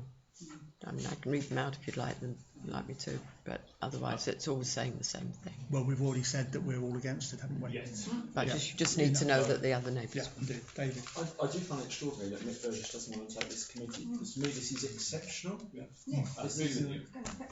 Well, I tell you what, by all means say to him, look, you really should, but I didn't see him at the market this morning. I talked to him last week and he said, look, all you can do is go above the guy's head, and I did that this morning, this afternoon. But he wasn't in the office. The one I need to speak to wasn't in the office. That's why I didn't speak to him. I spoke to the lady. She tried for me. I actually rang up and said I wanted to speak to Alderton's secretary. She said, right, not really him, but, you know, this one, Oliver, who is the boss of the one who's dealing with it, he's the one you ought to deal with. That's Lucy Holloway's other half. I don't mean partner, I mean the two of them do the same job. Is it worth speaking to Harlequin about an alternative? I mean, that's what I did today. I don't know what a Fosco monopole looks like. Right. Harlequin would be well, I don't think they'd be actually happy to go back to the original one, but that was their first choice. I've made it clear that he can go back. Some that get disguised as trees. Well, they're worse. Are they? They're worse. But I just think, this thing is 73 feet high. It was actually reckoned to be only slightly higher than the wood, and therefore wouldn't really be seen. That's the point. Yeah. I think we're strongly opposed to it. It would be all the local. I think that the real killer was if Harlequin said that they couldn't do it, but it was their preferred site. And although I think they would rather now go on the one they're being offered because they've got to get the thing done, they could go back to the earlier one. Would you sign it, please? What we could always do is put one of those 360-degree pods on it that goes up and down. Get on the work. Yeah. You mean for tourism? Yeah. Okay. So is that not going to do let's with Can we make reference to Mick Burgess and say we feel it should go back to the committee? He can turn it down, but I think we should. We can try that. We can try that. But also, will it have any? I know this might sound funny, but will it have any illumination? And the reason I mention that is that we're going for this dark sky zone. Because well, if we stick a blooming great big mast up with an illumination on it, it's kind of. They don't usually have illumination, do they? I don't know. I think if it's above the trees, they'd have to. I think we might just put in the dark sky. Do you think that generally telephone masts are illuminated? I didn't think so. Ones on the water tower aren't illuminated. No. It may be higher than that, of course. But you're right there, of course. Right. Okay, well, I will be going back tomorrow if I can get any success. And there's also the possibility of alerting Mick again. Okay, but we are definitely unhappy about that. And we will definitely put in that we uniform, 100% checked. Well, 6 of us. The land rear of Jubilee Field and the constantly moving thing, and Alan saying that there is unhappiness among residents. Yes, it's not Buco Box. Sorry? It's Bob. It's the same one that you've all been told about. Peter Gorham, you've all had. So it's just the one resident. His concern was with his disabled parking space. Basically. Is that protected? No. It's not. It's not. So This it's is not what- protected. I mean, does he get his parking space? No. He's been asked to apply for a disabled one. He wants Which to he sort of, has, yeah. which he has, but until they've built the road, they get can't to it. allocate him one.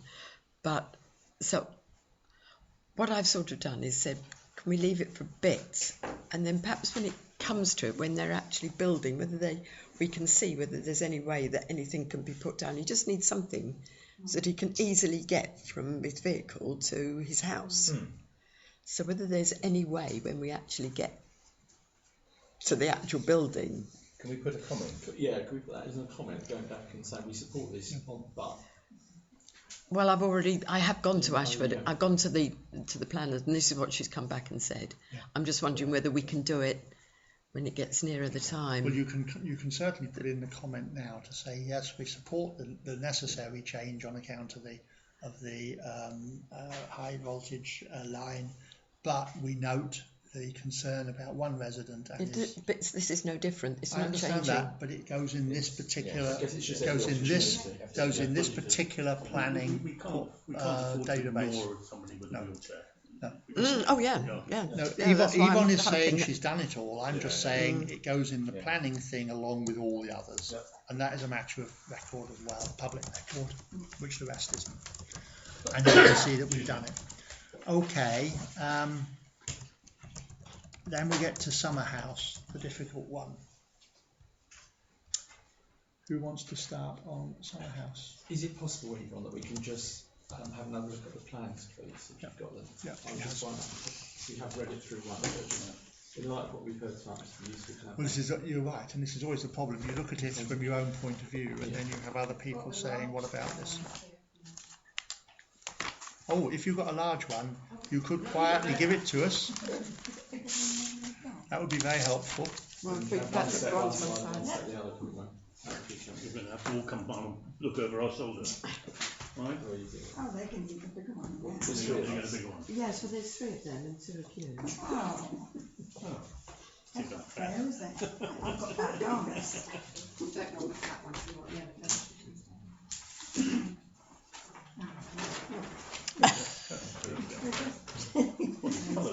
I just think the chairman can't see any of them.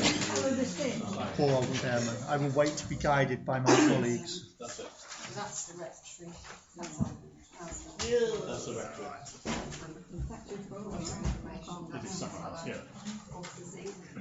I can't read the small print. So the guy, this is our old house. I need to read it from me. This is Summer House, this is the rectory. Yeah, that's the rectory. And this is our drive all the way along here, and this is the public That's a lot back footpath there. that runs all the way through It's relevant now. here.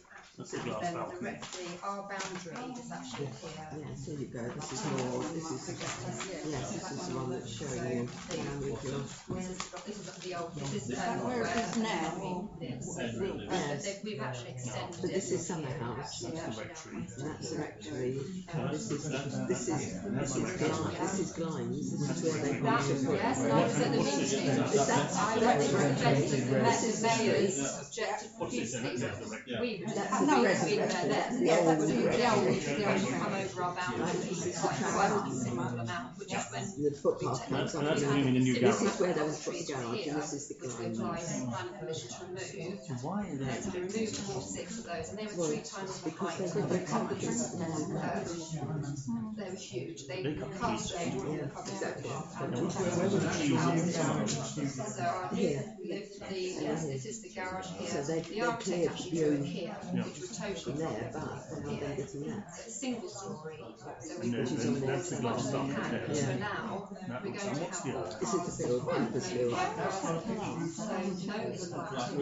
All flat roof, the architect wanted to draw it pitched with the studio above, but again, we said, knowing how, this house had no view, now it's got a view, even though you're not allowed a view. I know that as well. So we've always Easy. just got Many to times. allow the turn, And so there's no way to turn here.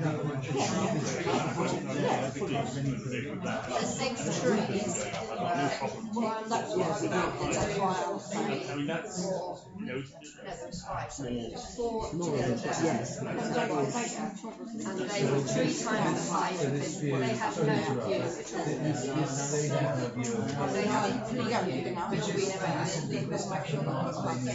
Yes. They've already put fences all the way along there. And we paid the £5,000 No, they never did. This is a public footpath. There was just literally this is where they had trees. We've got dogs and chickens. My chickens kept going back to our old house, and one got eaten by their dog. Who's here again? And This is so a gentleman we do get a lot more than the young man. That's fine. This is David people Richards, just stand this there is Rebel and start getting it. So we cut the fence all the way down and try to clear as much as possible. We put bark down. Rose here. I think it's very This is what it was like the now. area. So this is their new fence. It's 6 foot here, and then we've done 4 foot. This is along here. Down to This is the new fence they're putting. that's the old rectory that sold the land That's the to have this second built in here. 1992. Yes, Duncan. So this is better But when we actually because it purchased was our a house, hedge before which was growing that way. we So it could made actually it, see it the does get very rectory. We muggy were in horrified the winter. when we actually You moved haven't in. got photographs, That that's he all had that chopped you all have. these trees down. No, And because I now was the having a rectory book. is the rectory. And before, We also had a couple of winter I remember when Joe said that this was going to go somewhere else with the architect. And then when we went, presumably there, but it made it something else. So they put wooden legs there. any proposal about where they should but this is our bedroom, so literally it's but when people Just have the one there. Probably you see it goes that way, but then it makes coming in very difficult. But You know, here the with advert is Destiny, obviously we've because, actually, you know, there's concrete steps however, that would probably raised to the same So height. whether it's really right.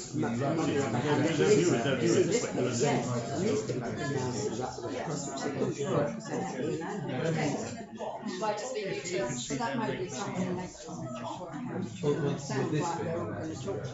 Well, those two are going to talk they get together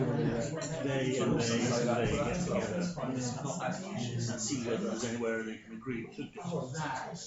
we can, but does it help our decision?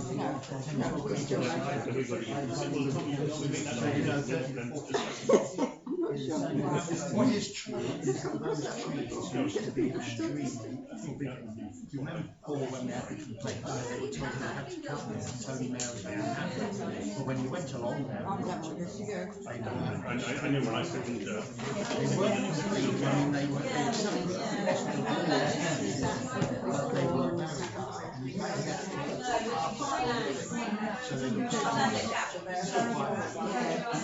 Yeah, so this is the control. No, yes, it So presumably this.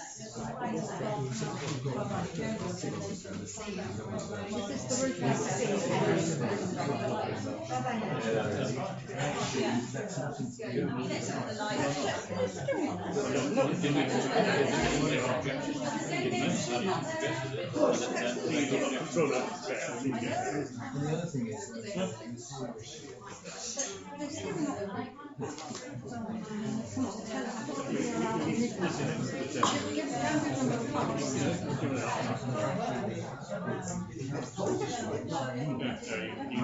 Jeremy, come on, have a look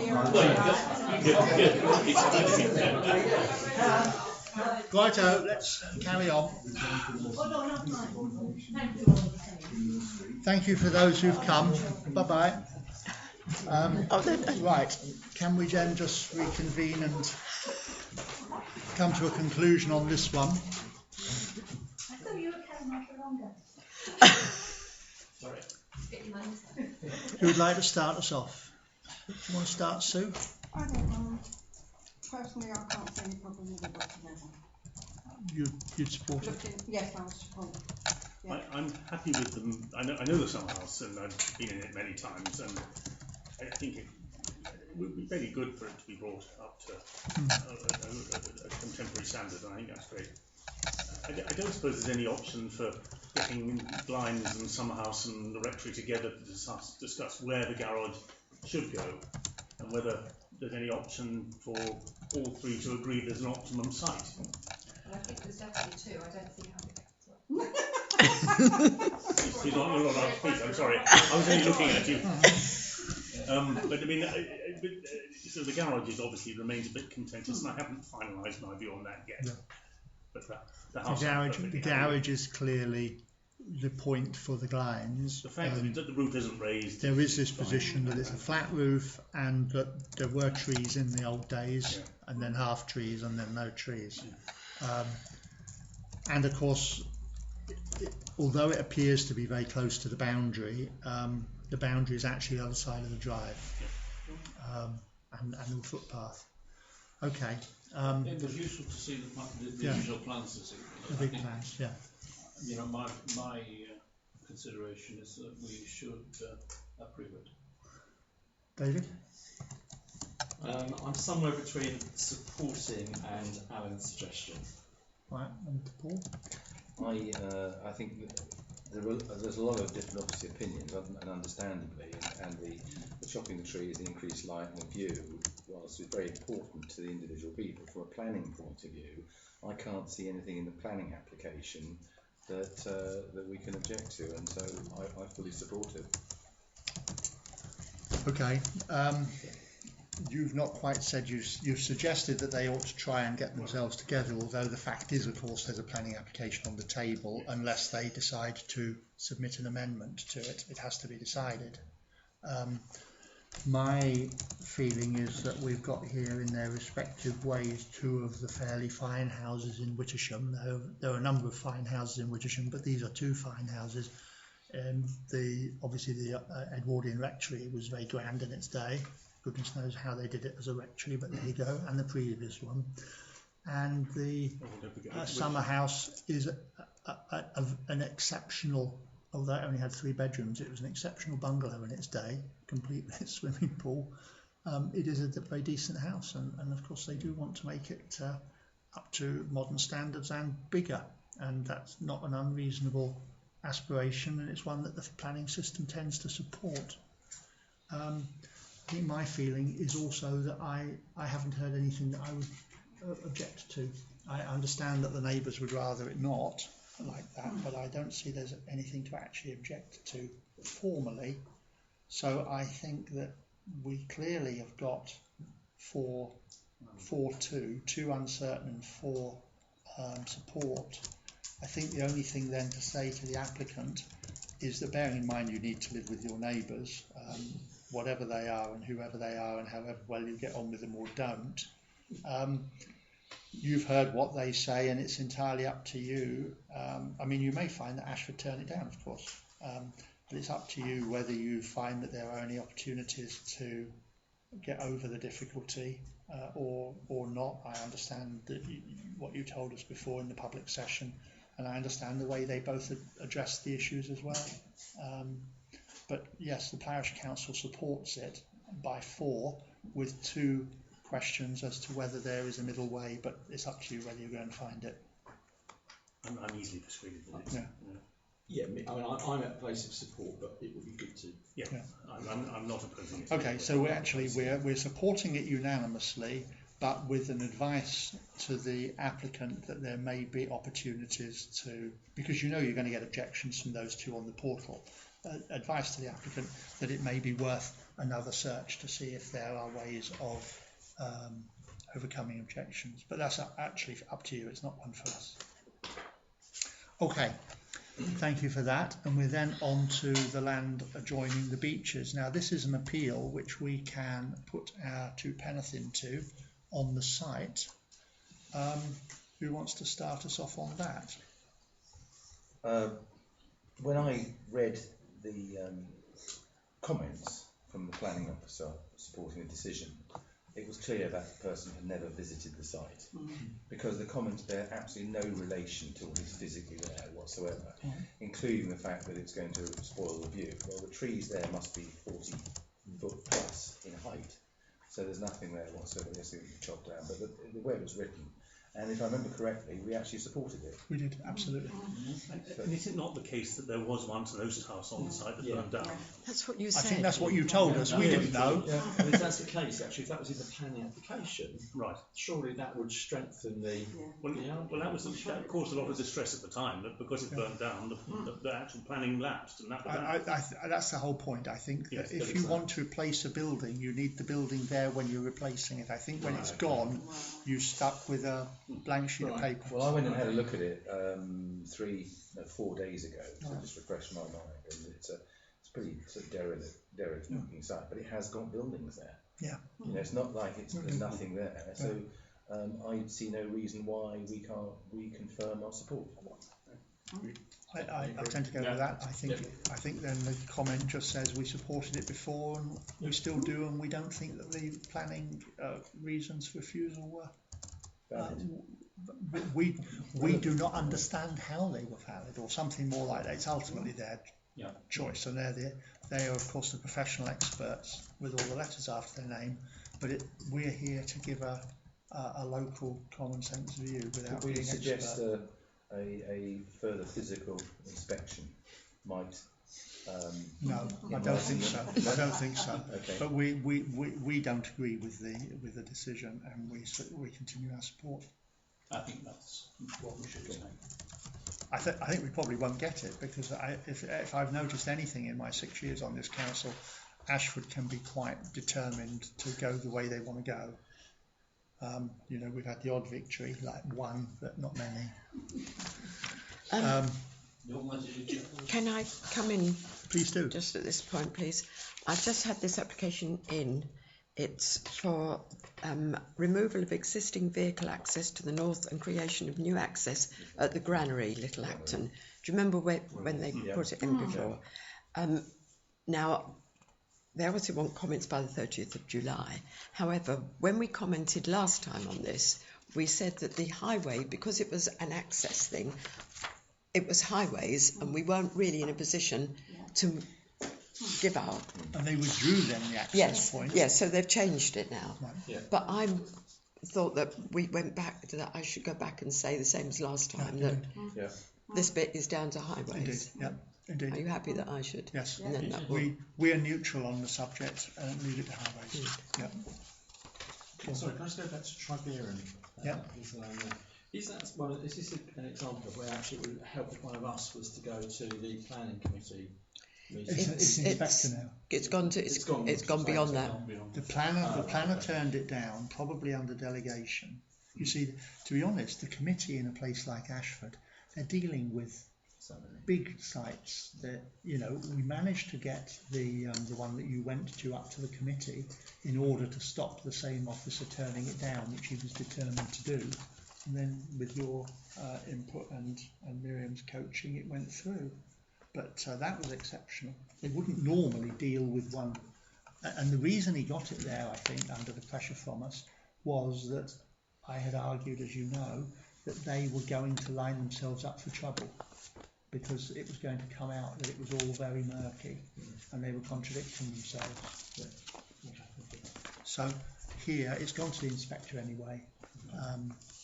So my comment will be to the inspector, not to Ashford. Yeah. And the new one, you've just said do that with the yes, we're all comfortable doing that with KCC. Yep. Okay. Okay, so we now move on. We're making progress now. finally, item 6 out of 16, to further consider next steps in a review of the value of a possible project to remove part or all of the hedge at Coronation Field. Now, Phil very helpfully, as he said earlier, and you just dropped a couple of sheets on your table. Bye, thank you for coming. Thank you, bye. We have one. It's gone again. What has? Is this it? Phil has done this survey, which is actually a marked up version. But that one's not marked up. You see, this one's marked. He's measured the hedge, how long it is, and how high it is all the way along. He's given me a note as well, and he's done various little suggestions there around the war memorial. Now, let me just, we're not going to finalise it today, I don't think, but let me just tell you what I came up with. So the last meeting you asked me to align the issues, the pros and cons with particular parts of the hedge. I did that, you've all seen it. I don't, to be honest, think that once I forced myself to go through it and work them all out, it didn't add a lot to the price of fish really. There were one or two bits that were material, they changed, but most of the time, you know, the things applied most of the places. We've already, as you've heard before, found that the hedgerow regs and the conservation area do not prevent the removal of the hedge or parts of it if we decided to do it. We do have a duty under the Countryside and Rights of Way Act, the CRO Act as it's called, to give consideration to the AONB, something we've had been reminded of many times for different subjects. When we carry out our functions, it's not clear whether this is a function or not. I know that planning support isn't. This could be, so I'm assuming for these purposes it is a function and therefore we have to take account of the CRO Act. Now the clerk and I went off to see the AONB last week. I called them a couple of times and we went and visited them, very helpful. We discussed the project, we told them exactly what it was all about. Yes, we'd need of course to consider the objectives of the AONB if we were carrying out a function, if that's what it is. But they made it very clear it's up to us to reach whatever decision we do, not one for them. They don't have powers or anything like that. They set the objectives, we consider the objectives and make our decision. So that's as far as the AONB goes. What did turn out, quite interestingly, was that they do have on their website, they pointed me to where to go on the website, they do have an objective to try and maintain ancient field boundaries. And Coronation Field, if you define it as that field rather than the green where the garden is, they have marked up as an ancient field boundary. Now what I explained to them, and they didn't disagree, was that actually we're not going to do anything to the boundaries all stay exactly the same place. The road and Miriam's fence and the wood at the bottom where the pond is and the fence coming up the back of the other houses, except for one bit which has gone, which is across the green. And he said, well, that's gone decades ago. That field boundary is no longer there. Sorry, but way before now. Ironically, that is what was on their website, and I had my attention drawn to it. It turned out that when the lady we saw, very helpful, had gone before our meeting to look up the ancient tithe map, she had found that what they put on the website was wrong. It doesn't make a lot of difference ultimately, but in fact there was a boundary across Coronation Field which is also gone. It wasn't the one going between Coronation Field and the green, it was one lined up with the green roughly going across Coronation Field, but as we said, that's not there either now. We can't alter it, it's gone. That was the field boundary. So that becomes a sort of a non-issue because we are not changing anything which is still there at the minute. So that's the AONB dealt with. Phil Wilcox helpfully arranged for our honorary pond warden, who is a chartered ecologist, Ali Shaw, who some of you probably know. Ali Short, sorry. To take a look at the hedge. She's concluded, and I'm not surprised by this, it's of low ecological value, and actually other hedges around there are much higher than the one we're talking about. It really isn't. Between the grass and the road, it doesn't have a lot of ecological brownie points. We've had the informal consultation with the police before that you've heard of. that they always prefer public spaces to be open to view because that helps to restrict bad behaviour. Interested, and we're trying to get that firmed up with further advice in writing. PCSO is going to speak to the anti-social officer and will let us have something in writing.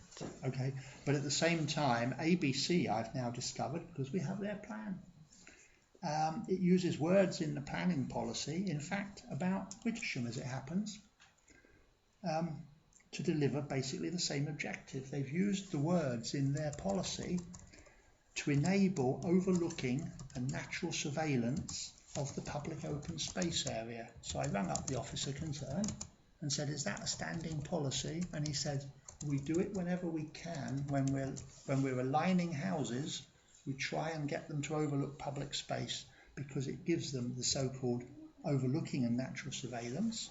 And he said it saves us putting in CCTV, his words. So this idea of having spaces open rather than closed has some support. I'm not saying that carries the day always. I mean, everybody doesn't have the hedge down in their front garden, but there is some stuff in that direction. We've had some proposals from councillors, and for example from our Vice Chairman, George, who's not here tonight, and Phil's produced the survey that I told you about. Now, I've had indications from councillors showing a widespread desire, I think it would be true now, to retain some hedge but to reduce its height and bulk. Several of you have been saying that. You came up with that as a, in other words, are we looking for a middle way here? Not sort of just strip out the hedge, but can we lower it? Can we make it a little bit thinner? There was the comment from Mrs. Kirk earlier, Gillian, to say, it's been nicely trimmed. Of course, the trouble with trimming is that that's the point at which it starts growing again, and it doesn't get trimmed all the time. In fact, it was trimmed in the time when we wouldn't normally trim a hedge, because if it had birds in it, it would have birds in it. But of course, we don't think it has much because of the low ecological value. So there's this idea to retain some hedge to reduce its height and bulk. We also ought to be careful not to lose sight of the underlying reasons for the proposal, which don't go away just because there's a lot of preference to keep the hedge or much of it. In other words, there's the issue about the sight lines, there's the issue about whether to have a focal point in the middle of the village, which is slightly more open. There's the issue about being able to see in rather than have it all secluded.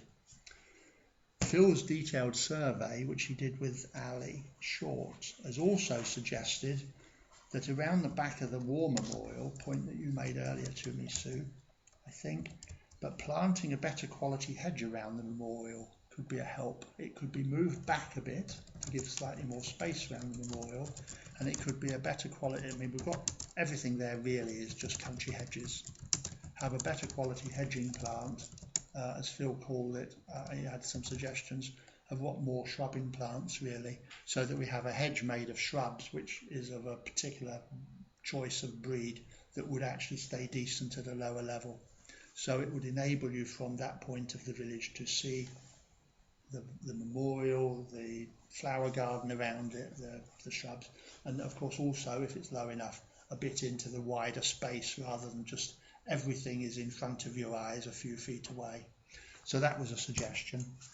And then in closing off this thing, David suggested a welcome packs because people don't know it's there, and I suggested back on the email, yes, there is one.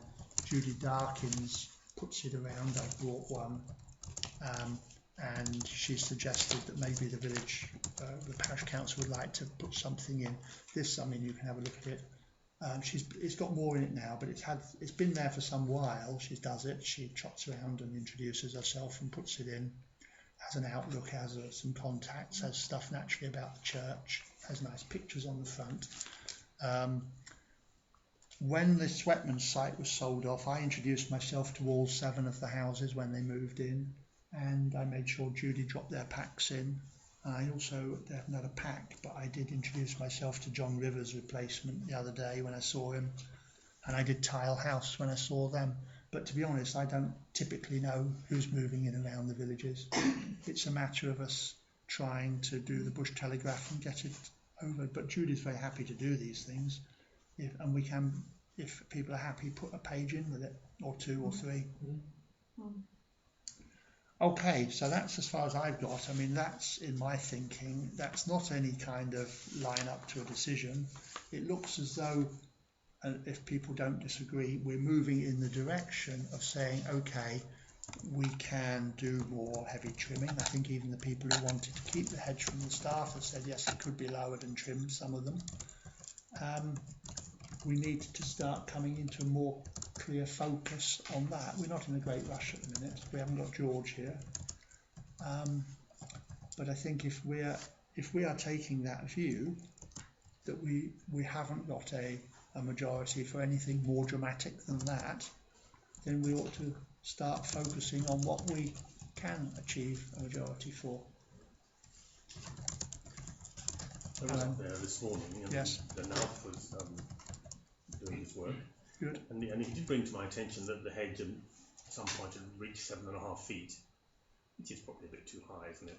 And he's cut it back quite sensibly, and I think it will. If it's cut back to where it is, it will become a better quality hedge. Then we'll develop some ecological value at 3.5 to 4 feet.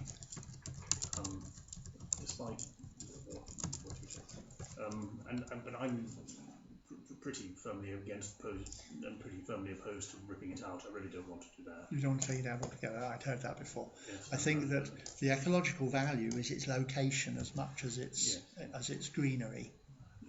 I don't know what other people have probably looked at it since after he's done his work, and I think it looks okay. You probably saw that the one along Coronation Field has still got the earlier chestnut fence in the middle of it. It has, hasn't it? That's what was there before. I mean, I wouldn't have a strong feeling about taking it down another 6 inches or another foot, actually. But that could easily be done and without losing the character as it is. So I wouldn't object to another foot. It wasn't that long ago that we had it great lump chopped off it, and it went straight up again. So it does need to be attended to that much more regularly, which I know. And it was a contractor, by the way. It wasn't Alf. Alf couldn't do it. It was too high. Yes, we took that much off it. It should be done really in March. I mean, if you take 6 inches or a foot off it, it's still probably 5 or 6 foot high.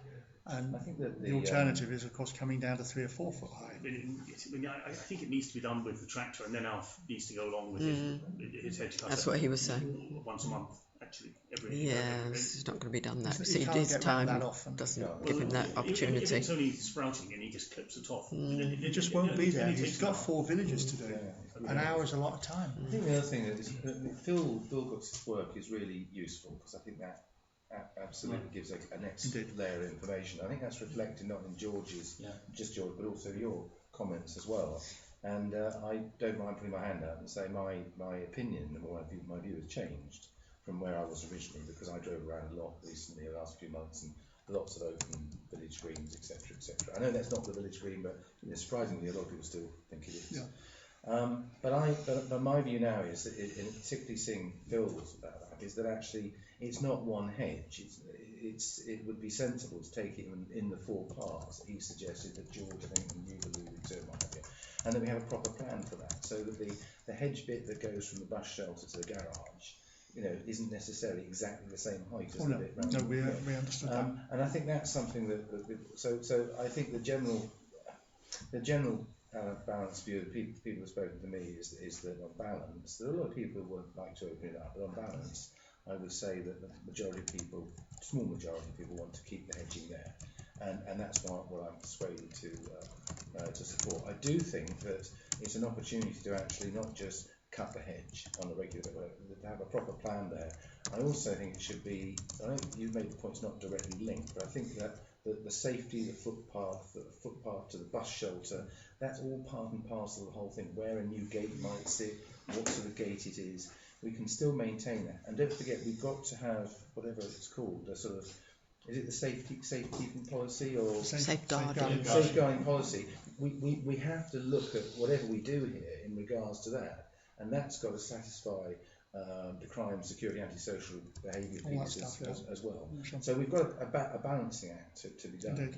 But I think that if we have a proper plan, we consider it in, let's call it zones or parts or whatever, that we can keep it safe. I've driven past there a lot recently, and I've cycled past, because you get a completely different view if you go there, as I do, slow.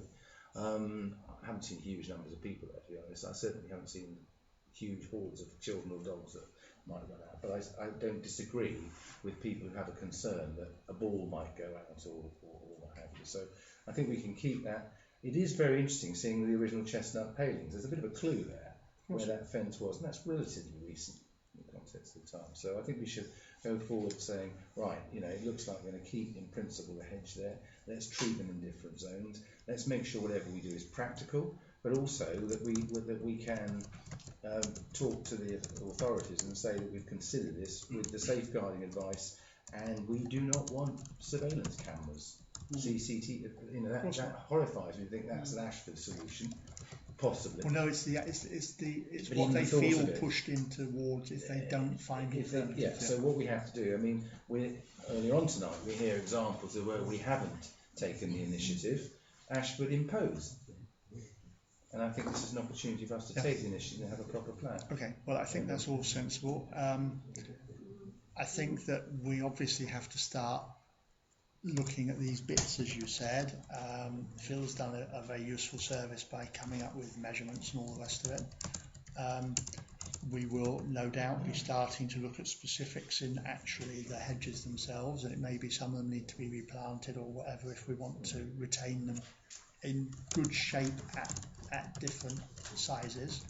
Because at the minute, one of the things, if you did notice, and it sort of ties in with Alan's point as well, is because it has been quite high, it's actually completely bereft at the bottom. I mean, it's standing more like trees than a hedge.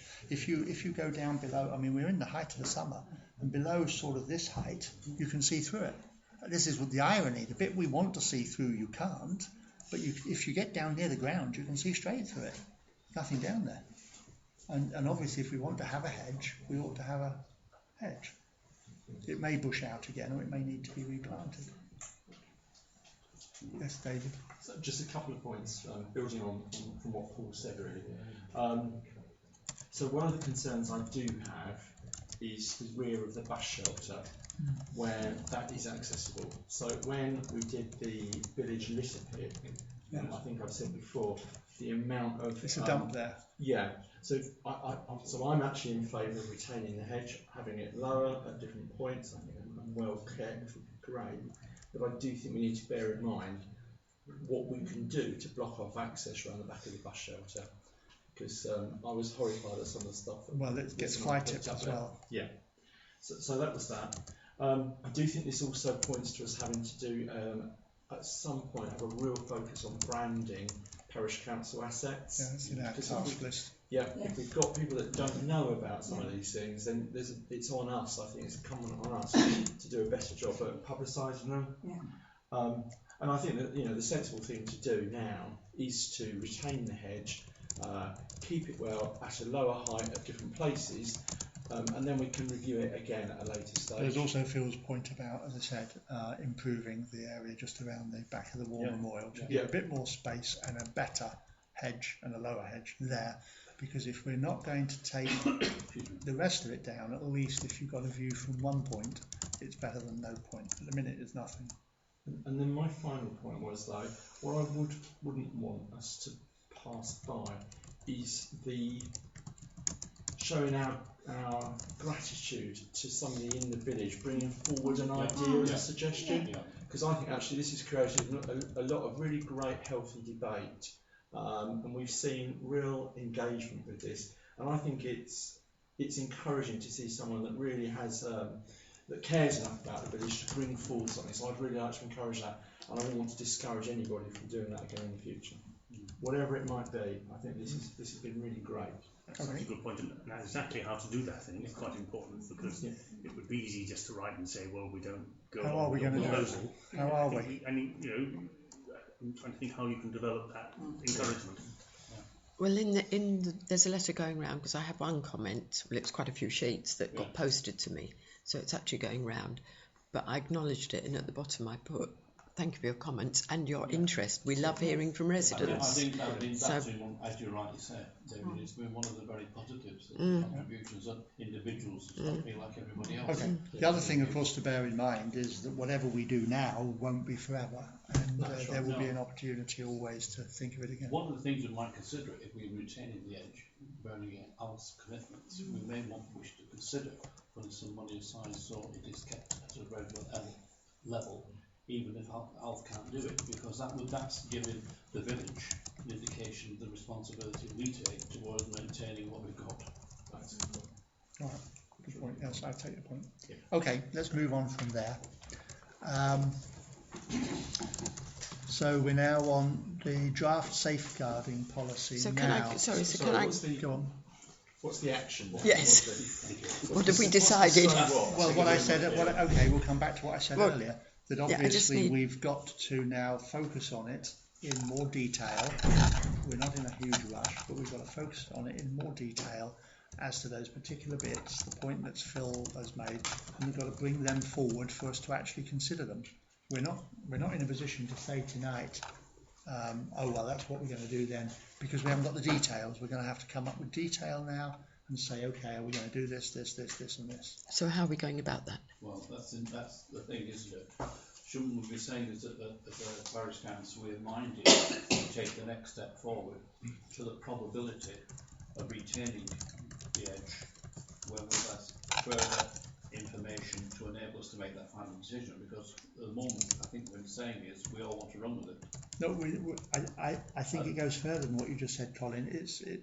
If we're retaining the hedge, it's a question of deciding in a bit more detail what hedge we're retaining, in the sense, I don't mean hedge, I mean size, height. Yeah, yes, that's what. But he was saying is, as a parish council, in general terms, we consider the retention of the edge is important to the parish. Then we look at the detail, the height, etc. that follows. But I think the parish are looking for some idea that, are we just sitting on it, or is it going to wobble along, or whatever? I think so.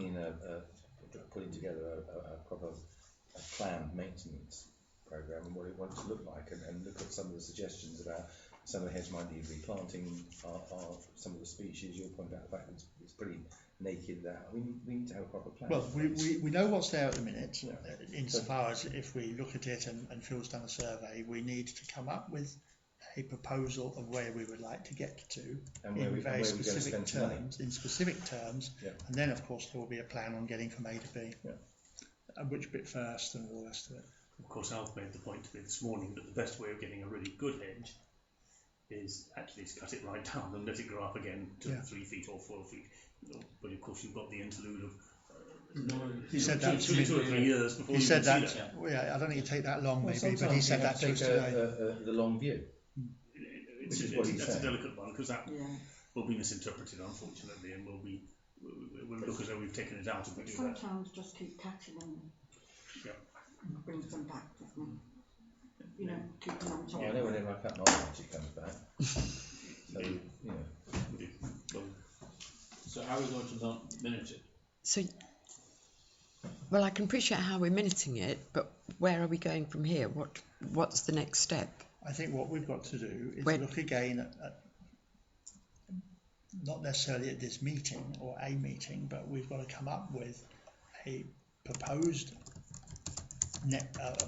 end point in terms of this phase, rather than 10 years' time, a proposed end point of where we think we could go, bearing in mind what Phil has done in his survey and that, and looking at it not as just even the ABCD that I did, where it was to do with, which is the traffic and which is the view and which is the whatever, but coming down to specifics of height and all the rest of it, in order to try and meet some of the objectives that were put forward in the first place, like sight lines, like being able to have a better view of the open space rather than it just could be houses behind the hedge for most people. Most people driving past it wouldn't know if there were houses the other side of it or not.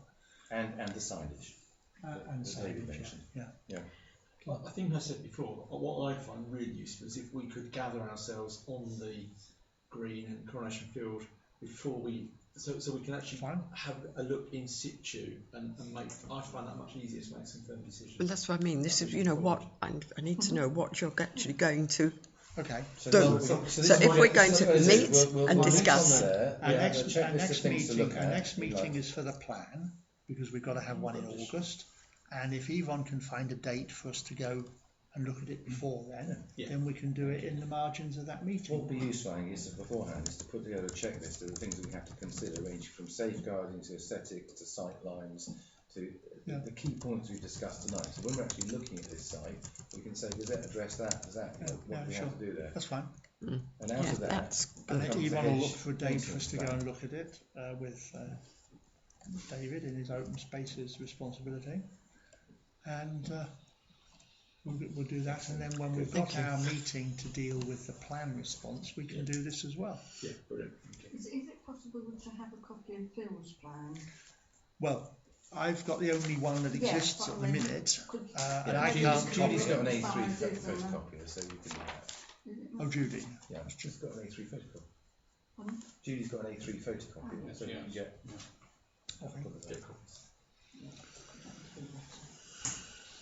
Thank you. Right, okay, that has taken us on past the hedge and safeguarding policy. I was just going to say that I suggest we revert to George, who's not here. He put out his draft, as you know. I suggest we, all of us, if we want, revert to George, copy to Yvonne on any specific points, and defer consideration here until he's available. I would just say one thing. I think I've said it before, and I haven't studied George's. I knew he wasn't coming. I haven't studied it in fine detail, but to an extent, my anxiety is where it is driven by prescription rather than by objective. We should be, in my opinion, making it absolutely clear what our aims and requirements are in terms of safeguarding, but as soon as you drop into all the things you have to do, in specific terms, you're prescribing behaviour, you're setting yourself up for endless problems as to whether you did, whether you didn't, whether it meant this, whether it meant that, rather than focusing all the time on whether you met the requirements. It's about actually, thanks for coming, Gillian, and Phil, it's all about keeping our eye on safeguarding children, young persons and vulnerable adults, not on whether or not XYZ on this occasion or that occasion happen to actually follow Rule 10C to the letter. And that's where we get into if we're not careful. Be careful what you say you're going to do, and make sure it is what you will do. And you'll not do it because you looked it up. You'll do it because it's automatically in your mind. I don't think any of us would behave badly, but you could easily trip over rules once you've written them down, because you say, well, why would you do that? That obviously wasn't appropriate. Well, it's what you said that you do. So I don't like prescription in these circumstances. And I speak as someone who used to be responsible for the quality system and the environmental system under ISO, apart from my other responsibilities. And we learnt the hard way. Be careful what you say you do, because you'll get caught out by the auditor all the time, even when it's not relevant. Okay, so please put your 2 penneth in there, and we'll come back to that another time. That applies to general practice too. I'm sure it does. I'm sure it does. Well, I mean, the point is, you understand exactly what I'm saying, don't you? Yeah. I think don't answer the phone. As soon as you're reliant on loads of paperwork, you're not looking at it all the time. Okay, the next thing on the agenda then is voices. Now, I didn't have anybody come back to me on the spreadsheet. The spreadsheets are not really in the best position. I've printed them all off again for you. Yeah, you mean.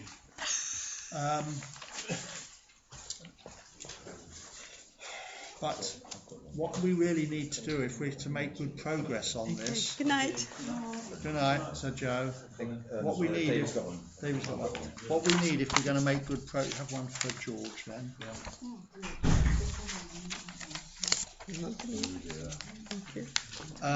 We're not going to make good progress on this really until we do it outside the meetings, you know, with you guys, because we can sort of keep an eye on what we're doing here, but we can't. It's already 10 to 10. We're not going to go through and debate all of these when they're actually only of concern to one of you. I've changed a few of the words where I thought they were getting really tired, and I've updated some of the colours where you suggested with Yvonne last time. I know I've lost borders here and there. I've got to get on top of exactly how this colour system works in my one. But I don't think there's much we can go through now. But if you come back to me with where you've got to between now and next time, I can then update them, and then we can say, okay, where are we now? What are the interesting things? What progress have you made? As it stands, we're really just sitting. So just as an example, please. So on the transport thing, there are a number of things there that are dependent on SID. In the sense that speeding, traffic calming, it's all interconnected, and to a certain extent there's not much we can do apart from the decision we've taken to proceed with SID, and hopefully that will have the impact on the traffic calming and the speeding through the village. There's a bit about parking. You know, we agreed to ask highways, but I'm not sure what on earth we're going to ask them. You know, because they're not. We're not going to say, can you please paint double yellow lines down the street? Or Nobody wants those. Nobody wants it. So I think we concluded from our discussions that the parking problem is actually in the hands of the people who live in the village, not visitors. In that case, write that down, tell Jeremy, and he can change it. Okay, that's the point I'm making. Yeah, that's exactly it. We haven't actually got Roger and Valerie here tonight. They were planning to come, and I know Valerie's not been great. But you see, from the point of view of our own standing, we need to be demonstrating to Roger, and Jennifer's gone now, that we are actually taking this seriously, because the guys on the community-led plan put in a huge amount of effort, especially the steering group, to get it as far as they did, and we can't just sit on it now. Okay. Good. Okay, on to safeguarding voices. All right, Miriam and the village green sign. I think we all understand the situation now. If we're agreed to take ownership of this thing, and therefore obviously responsibility for it, then Yvonne can strip off the VAT under the rules, which means that the contribution from Mavis King, who's kindly suggested she will pay for it, can be net of the VAT. We're allowed to strip it off, providing we buy it and she gives us the money. Because being a council, we don't have to charge VAT on the donation. Yeah, just remind me where the sign's going to go. Under the trees by the village green. Okay. It does. I'm not suggesting we just discuss this now, just to raise it for consideration in the future. Do we need to have another sign on the main road that says where the village green is? It's all very well if you finally find it. But going back to David's point about branding, most people don't necessarily know it's up This there. brands the village green when you're there. Exactly. You know how to get there. But it doesn't say it, indeed, and I don't think we'll get one of the big brown signs on the road. No. Which is from village green. But a finger post or whatever, like a like the one for Owen's Court, for instance. Yeah. That's during my absence out of the country. Last week. That's on the side of the house. It did after all the legal opposite. Fuss. It did. Yeah, yes. Oh no, I didn't see that one. It's only just gone on. I've only seen. I saw the one on the wall of the house. No, there's one just outside my house. Yes. It's on a post with a pointer. And you haven't crashed into it yet. But I mean, coming in the right direction. But it was done while I was out of the country. Yeah. Just as well. Have you not seen it? There were that many arguments between all the officers and the residents of Owen Court. But it's technically outside BT, but by about 3 inches. Right. Yeah, so it's something else to have to trim round because it's up in amongst the trees. Well, that's what. No, he's going to let it get overgrown. I've done my bit. But seriously, the question is, are we approving the recommendation this evening regarding Miriam and... we should be approving that we will accept ownership of it's the ownership that I need. In order that Yvonne can then accept a donation, buy it and strip off the VAT. And that can be done ASAP. Would you support So actually, you've got to find out the price, get the donation in from No, it's not up to me. I'm hoping that Mrs. Lewis obviously knows how much it all is, and whatever it is, obviously the bill will come to me because we will pay it. That's why I said she's got to make you the donation. Yes, so she will give me. It's not up to me to find out how much it all is. No, I didn't say that. I didn't. She wants you to pay. She's got to pay you, but you've got to actually authorise the purchase because we'll be buying it. Yes. They won't be. We'll be buying it. Therefore, you've got to have. You'll. Yes, but although we don't do orders, quote unquote, in the way that commerce does, you will in effect be ordering it for a certain amount of money. Yes. Which you'll know how much it is because you'll have had the donation. I'm going to have to give you all those details so you can do it. Yes. That's all I'm saying. Before we move away from the village sign, sorry, can I just say... all I actually need is permission for the invoice to be made to the parish council, that's all. Yes. Money, so that's okay. Yes. Get the money in first. But you've got to do the donation as well. At my address, please. Yeah, okay. Thank you. Fine. At some point, can we return to the topic of the pond, please, at some other meeting? Indeed. Any particular pond? We've got one in Coronation Field, you see, that's why. I said, well, I was still on the green. It's going to have a nice little Giverny bridge over it now, as we saw from the plan. Okay. Right, that's the sign. Outlook on Oxney, request for donation, sue not to take part. £927.50. We're going to approve that again. Can I make a point on that? I think it's important that it's recognised that this is coming out of parish council funds, which come from the public, and I think that it would be a possible idea to have on the front of the Outlook magazine and on the banner, supported by Wittersham Parish Council. It does say in it somewhere, yes, inspired parish councils. I know, I was just thinking of bringing it more to the forefront, because most people don't realise that. Yeah, but we get Stone and Ebony as well, so we can't just put Wittersham. And how much do we get from them? She won't tell you. It's comparable with... Okay, well, we could have supported by the local parish councils then. Just a thought. I'll see if she can pull that bit out. It has been small. I see it. It's in here. If you give me that, it's in there. Pack. Is it new? Yes, it's the latest. It's in the bit of... It says underneath Joe Tom there's a bit of a space. Yeah. They're supported by local parish councils. It's under here? It is in that wording. Isn't it in that wording? Because I'm sure I read it. I apologise if it is. Yeah, it is from the parish councils. Yeah, okay, see? Yeah, no, fair point. Okay. We want it bigger. I go straight to the gossip column. Judy Are we doing an annual bumper? Okay. So I'll take that bit out. Are we willing to do that? Yes, we're done there. Thank you. So that's Outlook. Lloyd's Bank information on the financial services compensation. This is just the fact that the just the usual. Yes, it's from 31st of January. It covers us more now. Yeah, that which is from lucky 75 to 85. We're always quite flush when we get the precept in. Yep. Coronation Field, we've had a list of emails in. Well, we've done all this, but it does formally list the ones we've had. KCC Volunteer Support Warden. I'm delighted to inform you that we have been successful in recruiting a VSW for Wittersham. The VSW, Lee Phelan, is currently undergoing a DBS check. Once completed, they will start their induction training. We should be in a position to introduce Lee to you whilst they are being familiarised to your area during their training by one of our community wardens. Standard letter.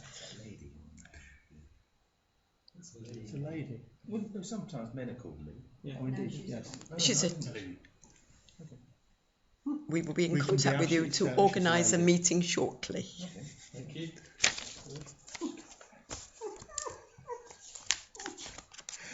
Right. Someone to help with the hedge trimming. Okay. Authorising payments. The clerk's expenses were passed out to you. You've got that in front of you. All agreed? Yes. Yeah. We're doing it quarterly now. Yep. Thank you. And working party reports. The first one is the Canardington incident. You remember last time that we reported that Alfred had a confrontasi with the people in the Wish, and we put together a letter to Ashford, which Yvonne sent off to the housing people because they're our client for that work, and they do pay us to do it. Reporting the whole thing, complete with Alf's complaint about the way the resident had threatened to biff him, and they came back and said, yeah, you've behaved completely right. We now understand that the lady in the house has written to Ashford. Yes, to the complaints department. She's made a complaint now. A formal complaint about our appalling behaviour, but Yvonne has caught her in a untruth. Yes, she made it's a full letter. She sent me a copy, but a few weeks later, I've only just received it. When one of my other neighbours took her two small children out, one walking, one in a pushchair, he gave her no room or consideration whilst passing him and covered them all in grass. But the neighbour with her two small children is my goddaughter and her children, so I was able to check, and that wasn't so. Completely discredited complaint. Exactly. Which will be passed on, obviously. Indeed. Now, the other thing that is quite amusing, but actually sad for the other residents, and Yvonne understands that this person is a bit troublesome, is that they're presently getting double yellow lines planted up their road because the dustbin wagon can't get up there. So their parking is all going to get discommoded anyway. It's a little cul-de-sac. So it's very tricky. When you're doing it. She's out with her brush now.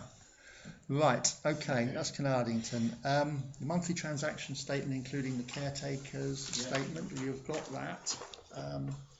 I couldn't see anything there unless anyone else has. Just one thing I wanted to mention, just a minute, is that last month we agreed that it would be calc that we would get the defib pads and things from. Well, as it turned out, Laura was on holiday, so I couldn't get it, so I had to get it direct, which meant I had to pay for it. So the cheque was actually made out to me, so I got reimbursed rather than calc doing it, but it's exactly the same price and everything, but just so that I will minute it that it was done that way. And John Rivers replaced them on Thursday, just before the film showing, so it's all up to date. So I will send your thanks to him for that. So the defib isn't down here yet. You've got to put it in the next one. Yes, it was in. Yeah, it is here, is it? Page. I can't see it for looking. 6 down. Oh yeah, right in front of me. Yep, indeed. Thank you. Yeah. Okay. Thank you. So that's all right. If I can sign them then. Keep turning. You're up to it.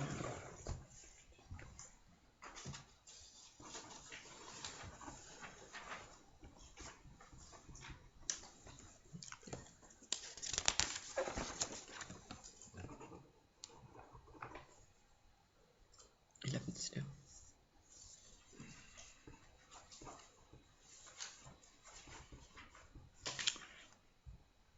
So actually we're into the new year now, aren't we?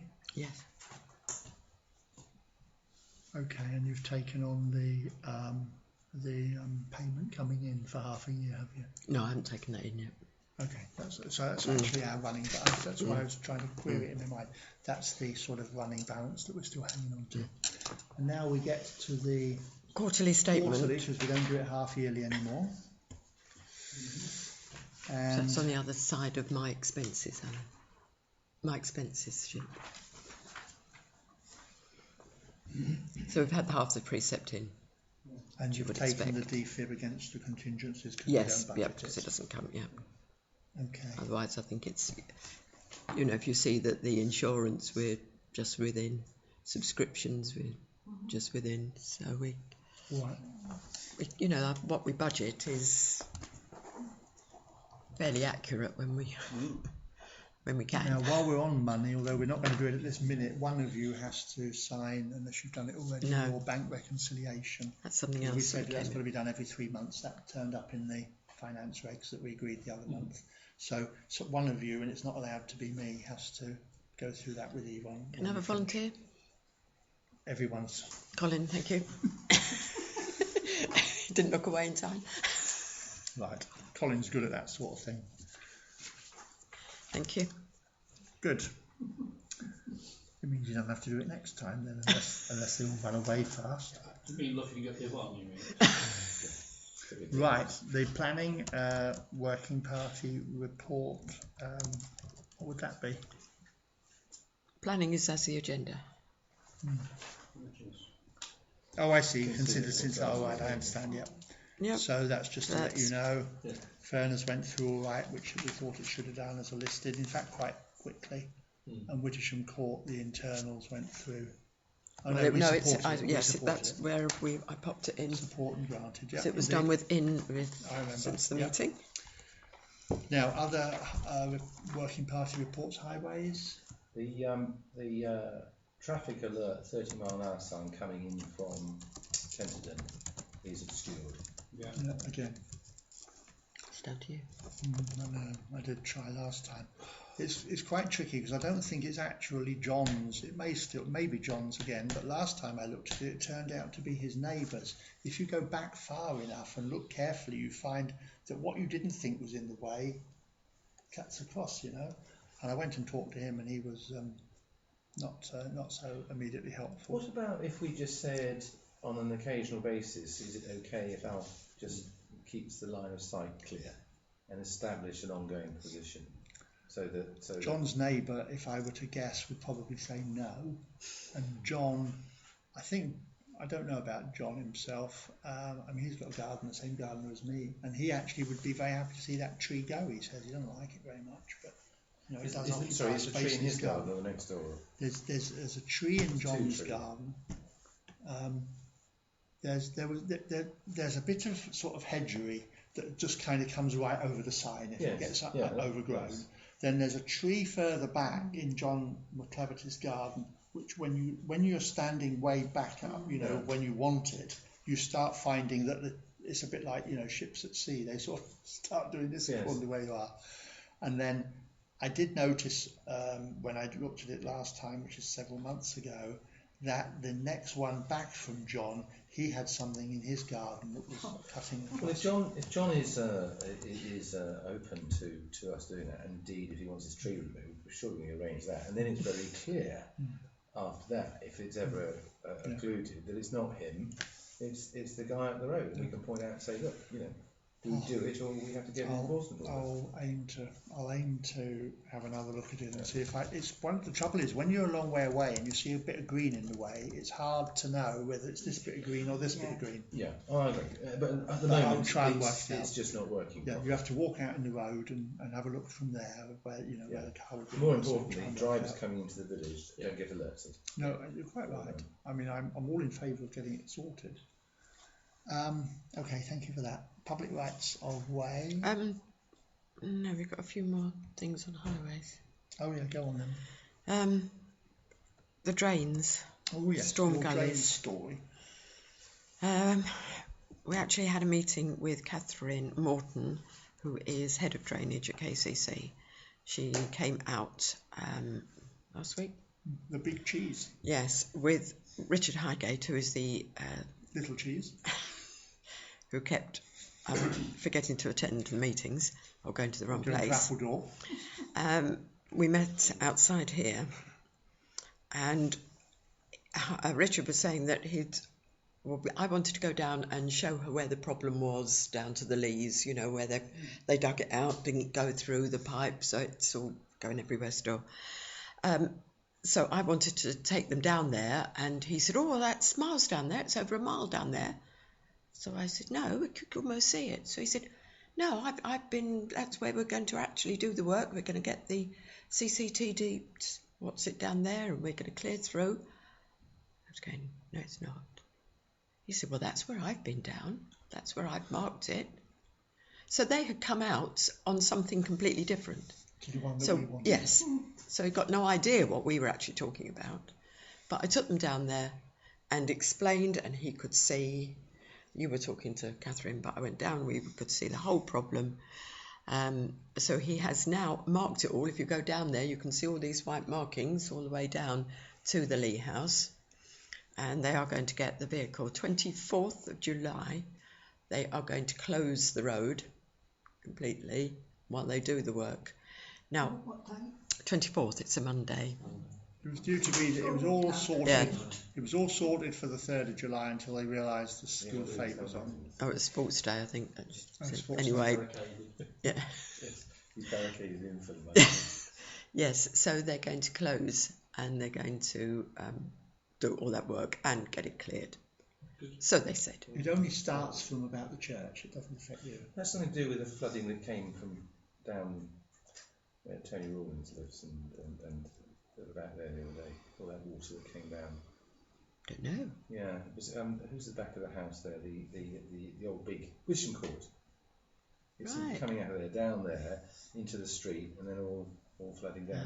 Oh yes, there was water. Yeah, coming and down there, I think Tony said, oh yes, that often happens. Or, Well, I reckon that's, well, Southern Water, possibly. yeah. Yeah, Southern Water. It seemed to emerge from the sort of the side of the lane. More like a water. About sort of, I don't know. Yeah.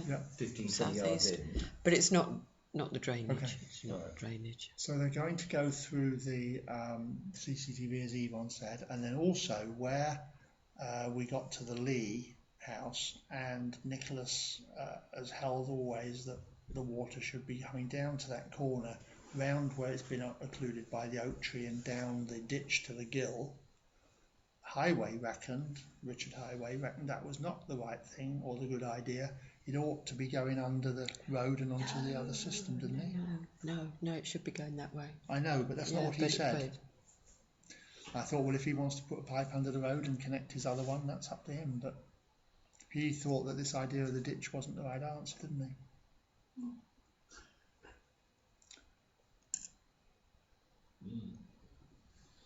Anyway, at least we did get the big cheese out.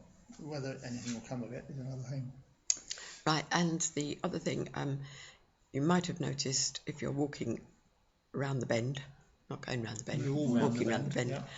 that the street road sign, when they cut the hedge, they took a lump out of the sign as well, so the metal bit sticking out.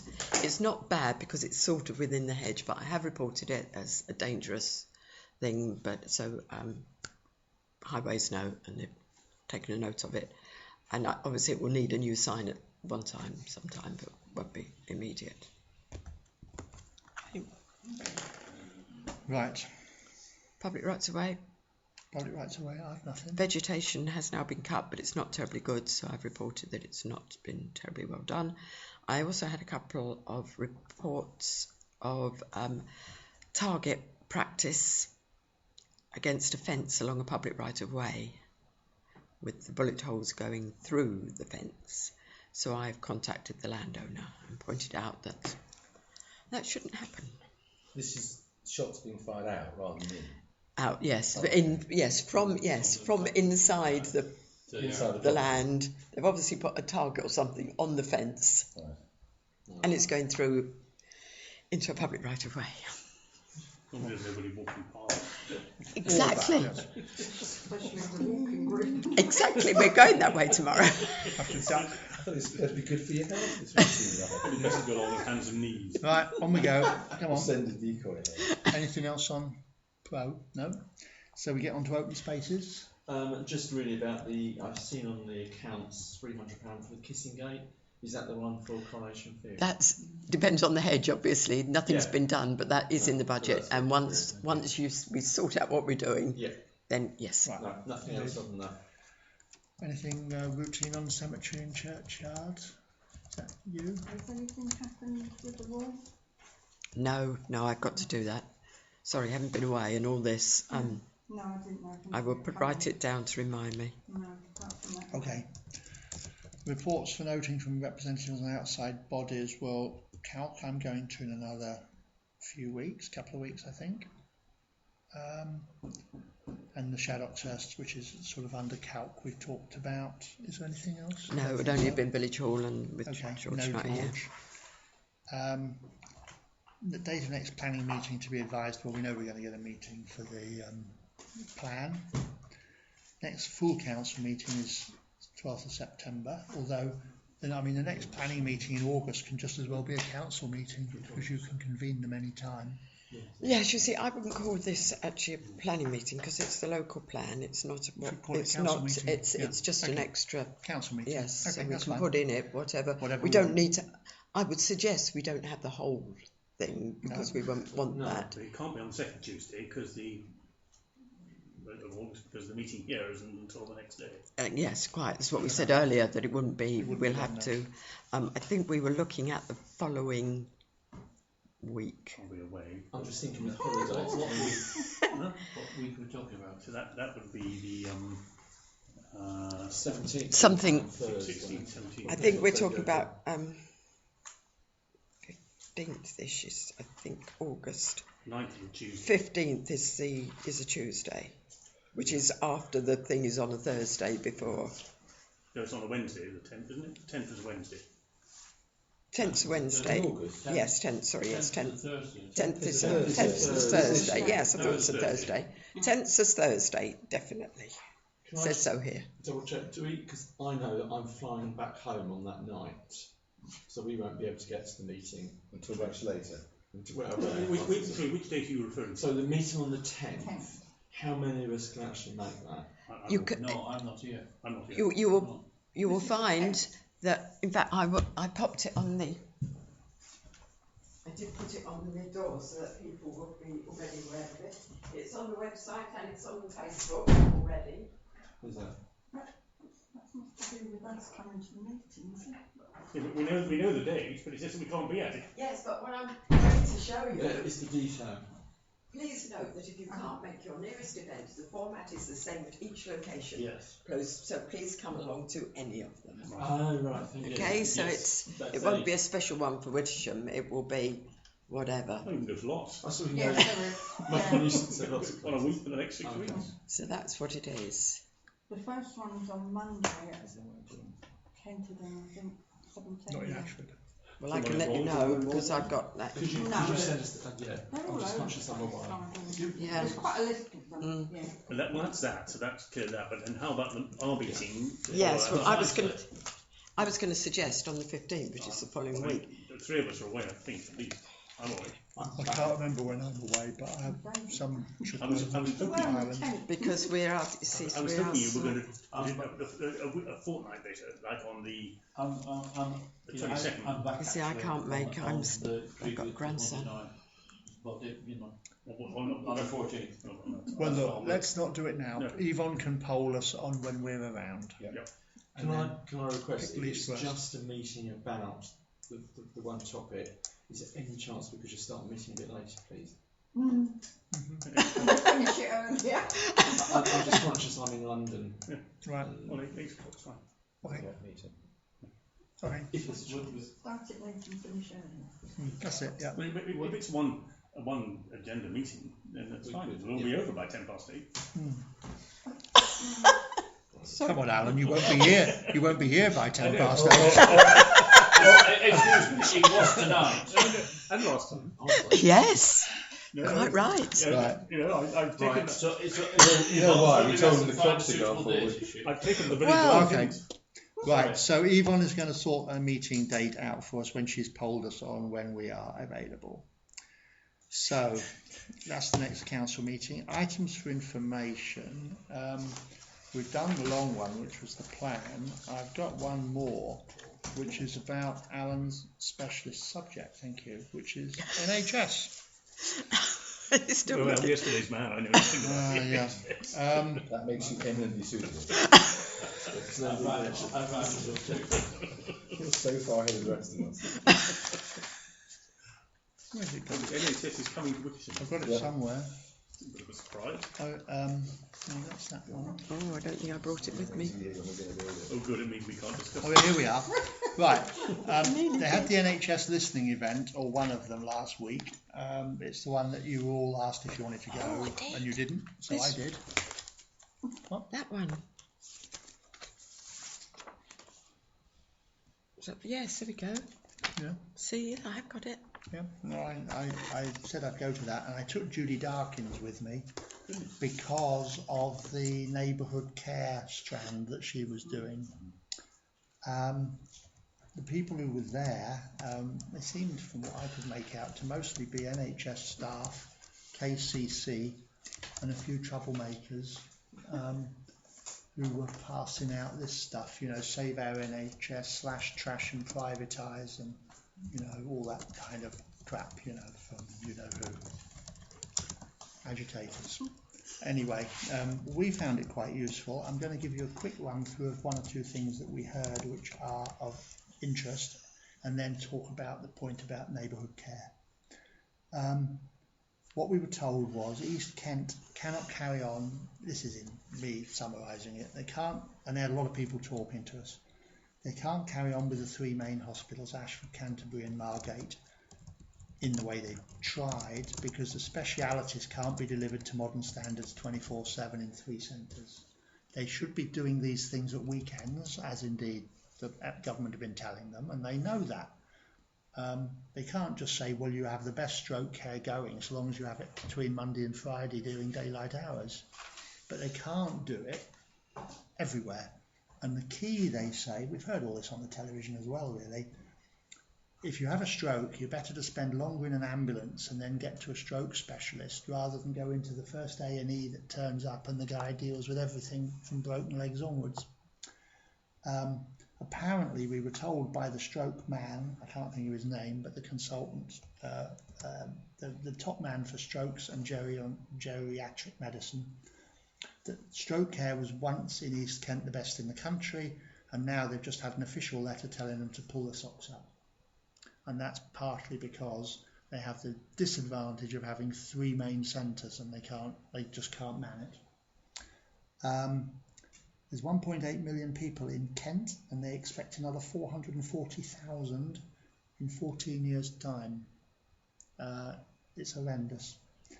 There are 4 CCGs in East Kent, the clinical commissioning groups, out of 8 in the whole of Kent. So, I mean, I suppose East Kent is half of it, you know, but there's a lot of work going on. Another thing to worry us, for a person of 80 plus, the gerontologist tells us, 10 days in bed has the same effect on muscle mass as 10 years of ageing. They've got to get old people straight out of bed again, otherwise they've had it. And good excuse for getting up in the morning. Indeed. And 300 beds, a third of all those in secondary care, which means hospitals in this area, 300 of them are presently occupied by people who could go home except for lack of home care. It's that bad. I mean, the bed blocking is utterly out of control. They're beginning to look at a proposal, or they're talking about a proposal. Or maybe they're floating a proposal. It seems a good idea, and I can see I think where their mind's going. To have a dedicated hospital that will only do elective surgery, take no emergencies in at all. The reason being that if you go for your elective surgery at Ashford, the Ashford beds get clogged up with the people who just came in an ambulance, and it makes the elective surgery very inefficient. It also pisses off the patients because they keep getting sent home because there's no bed or no doctor, no surgeon. If they had a separate hospital, like a private hospital, but it would be NHS, that simply schedules 6 hips a day in the theatre, or 10 knees, or 20 cataracts, or whatever you want to do, and just knocks them off in an efficient way, they reckon they could be as good as anybody. But it's the disruption of things blowing them off course. And because they're saying they can't run 3 hospitals, I can imagine them saying, so why don't we make the 3rd one? I'm only guessing. I don't know. They didn't say that. But it's an interesting idea. The key to better care, he said, is the right specialists available, not generalists, including at weekends, but that means you've got to focus them and it means you've got to travel further. And of course, it's not only the person in the ambulance, it's their relations, and none of them want to do it. But his view was, I'm sure Alan would have heard this 100 times, he said he would always rather go and see a specialist even if he had to go further. But that's... now, the reason we went there was the neighbourhood care. This is the last bit. The aspiration to offer a volunteer transport service for residents who need help getting to hospital appointments or maybe even the surgery in Tenterden, since they didn't run it here anymore. And when that was being looked at in Voices, Judy had said that she was uncomfortable doing a sort of freestanding approach because it may disrupt the people who do it already as a neighbour without putting anything very solid in its place. So she was a bit uncomfortable about making it worse rather than better. And she thought that having some kind of link to KCC or NHS would give her a bit more comfort. Now, interestingly, the first thing was that in these presentations, the KCC woman from Social Services said that they have an explicit interest in involving the voluntary sector in patient care. Now, it doesn't mean necessarily us, it could mean John's Ambulance or whatever, but she said that. Having found out who that was, I then went up and buttonholed her, and it turned out another woman was just starting to talk to her, and she was KCC as well. So one was Social Services and the other one was Transportation, who had been working on a project that's not yet been agreed on how to get transportation done by the volunteers. And so I explained to both of them what we were trying to do, which I thought was very interesting. We've made contact with, email addresses and that. I've told them all the stuff we're doing and how we could help them if they could help us. And the woman has come back and said that they do have commissioners looking at things to do, and she'll make sure they're aware of us. So it may be a false hope, or it may be that actually we can get some support to do something. I gave them the full selling job about, the old people's lunches and the caretaker scheme that KCC helped to pay for, and the new volunteer warden who has a background in social care, and all the rest of it, that we were the people to work with. And they said the right things. We'll see if anything comes of it. Do they come up with something like a template? This is how it's done elsewhere in Kent. You might want to... Well, no, I put it the exact opposite way. They're only thinking of it, and I said, if you want to pilot it, try piloting it with us. Well, the reason I'm thinking that is that my parents both benefit from a very good volunteer hospital transport service from Cranbrook to Pembury. And it seems to work very, very well. Interesting you should say that, because the guy who was sitting next to me with Judy, the other side, just at our table, was a retired radiographer.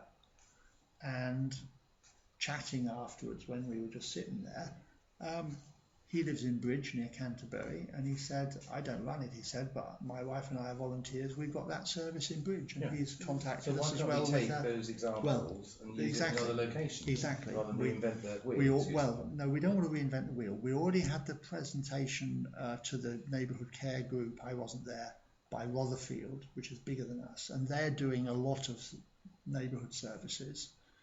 Like I explained earlier, Judy was anxious not to interfere with arrangements that work already, and she wanted to try and get some more formal link rather than be, she's upsetting it all. She was going to actually do something for.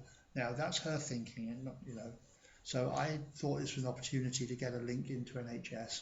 It turned out to be better to get the link into KCC, and they said they were interested. So you're right to say that whatever we do, we need to get the experience from someone like Bridge. And we know how they do it in principle. They've got 2 volunteers who share a mobile phone and a mobile phone number, and they've got lists of people who need help and people who can offer help. And when they get a call for someone who's got an appointment, they solicit who can take them, and they pay a few pounds towards the petrol. which is then usually paid into the service apparently, but that's up to people. They can take them to Canterbury to the hospital, sometimes to Ashford or to Margate, but mostly just to the hospital in Canterbury and to the surgery in Canterbury. So that's where that got. Okay. Right, the only other thing then is to resolve by the nature of the sensitivity of the X item to exclude the public for the proposed cemetery extension. Can I have a proposer? David, and a seconder, Paul. Everyone happy? Yes. Okay, Miriam, thank you very much for staying till the bitter end almost. We've just got another bit to do. So 10:30, sorry it's taken so long, but a big agenda tonight. And thank you for your contributions earlier.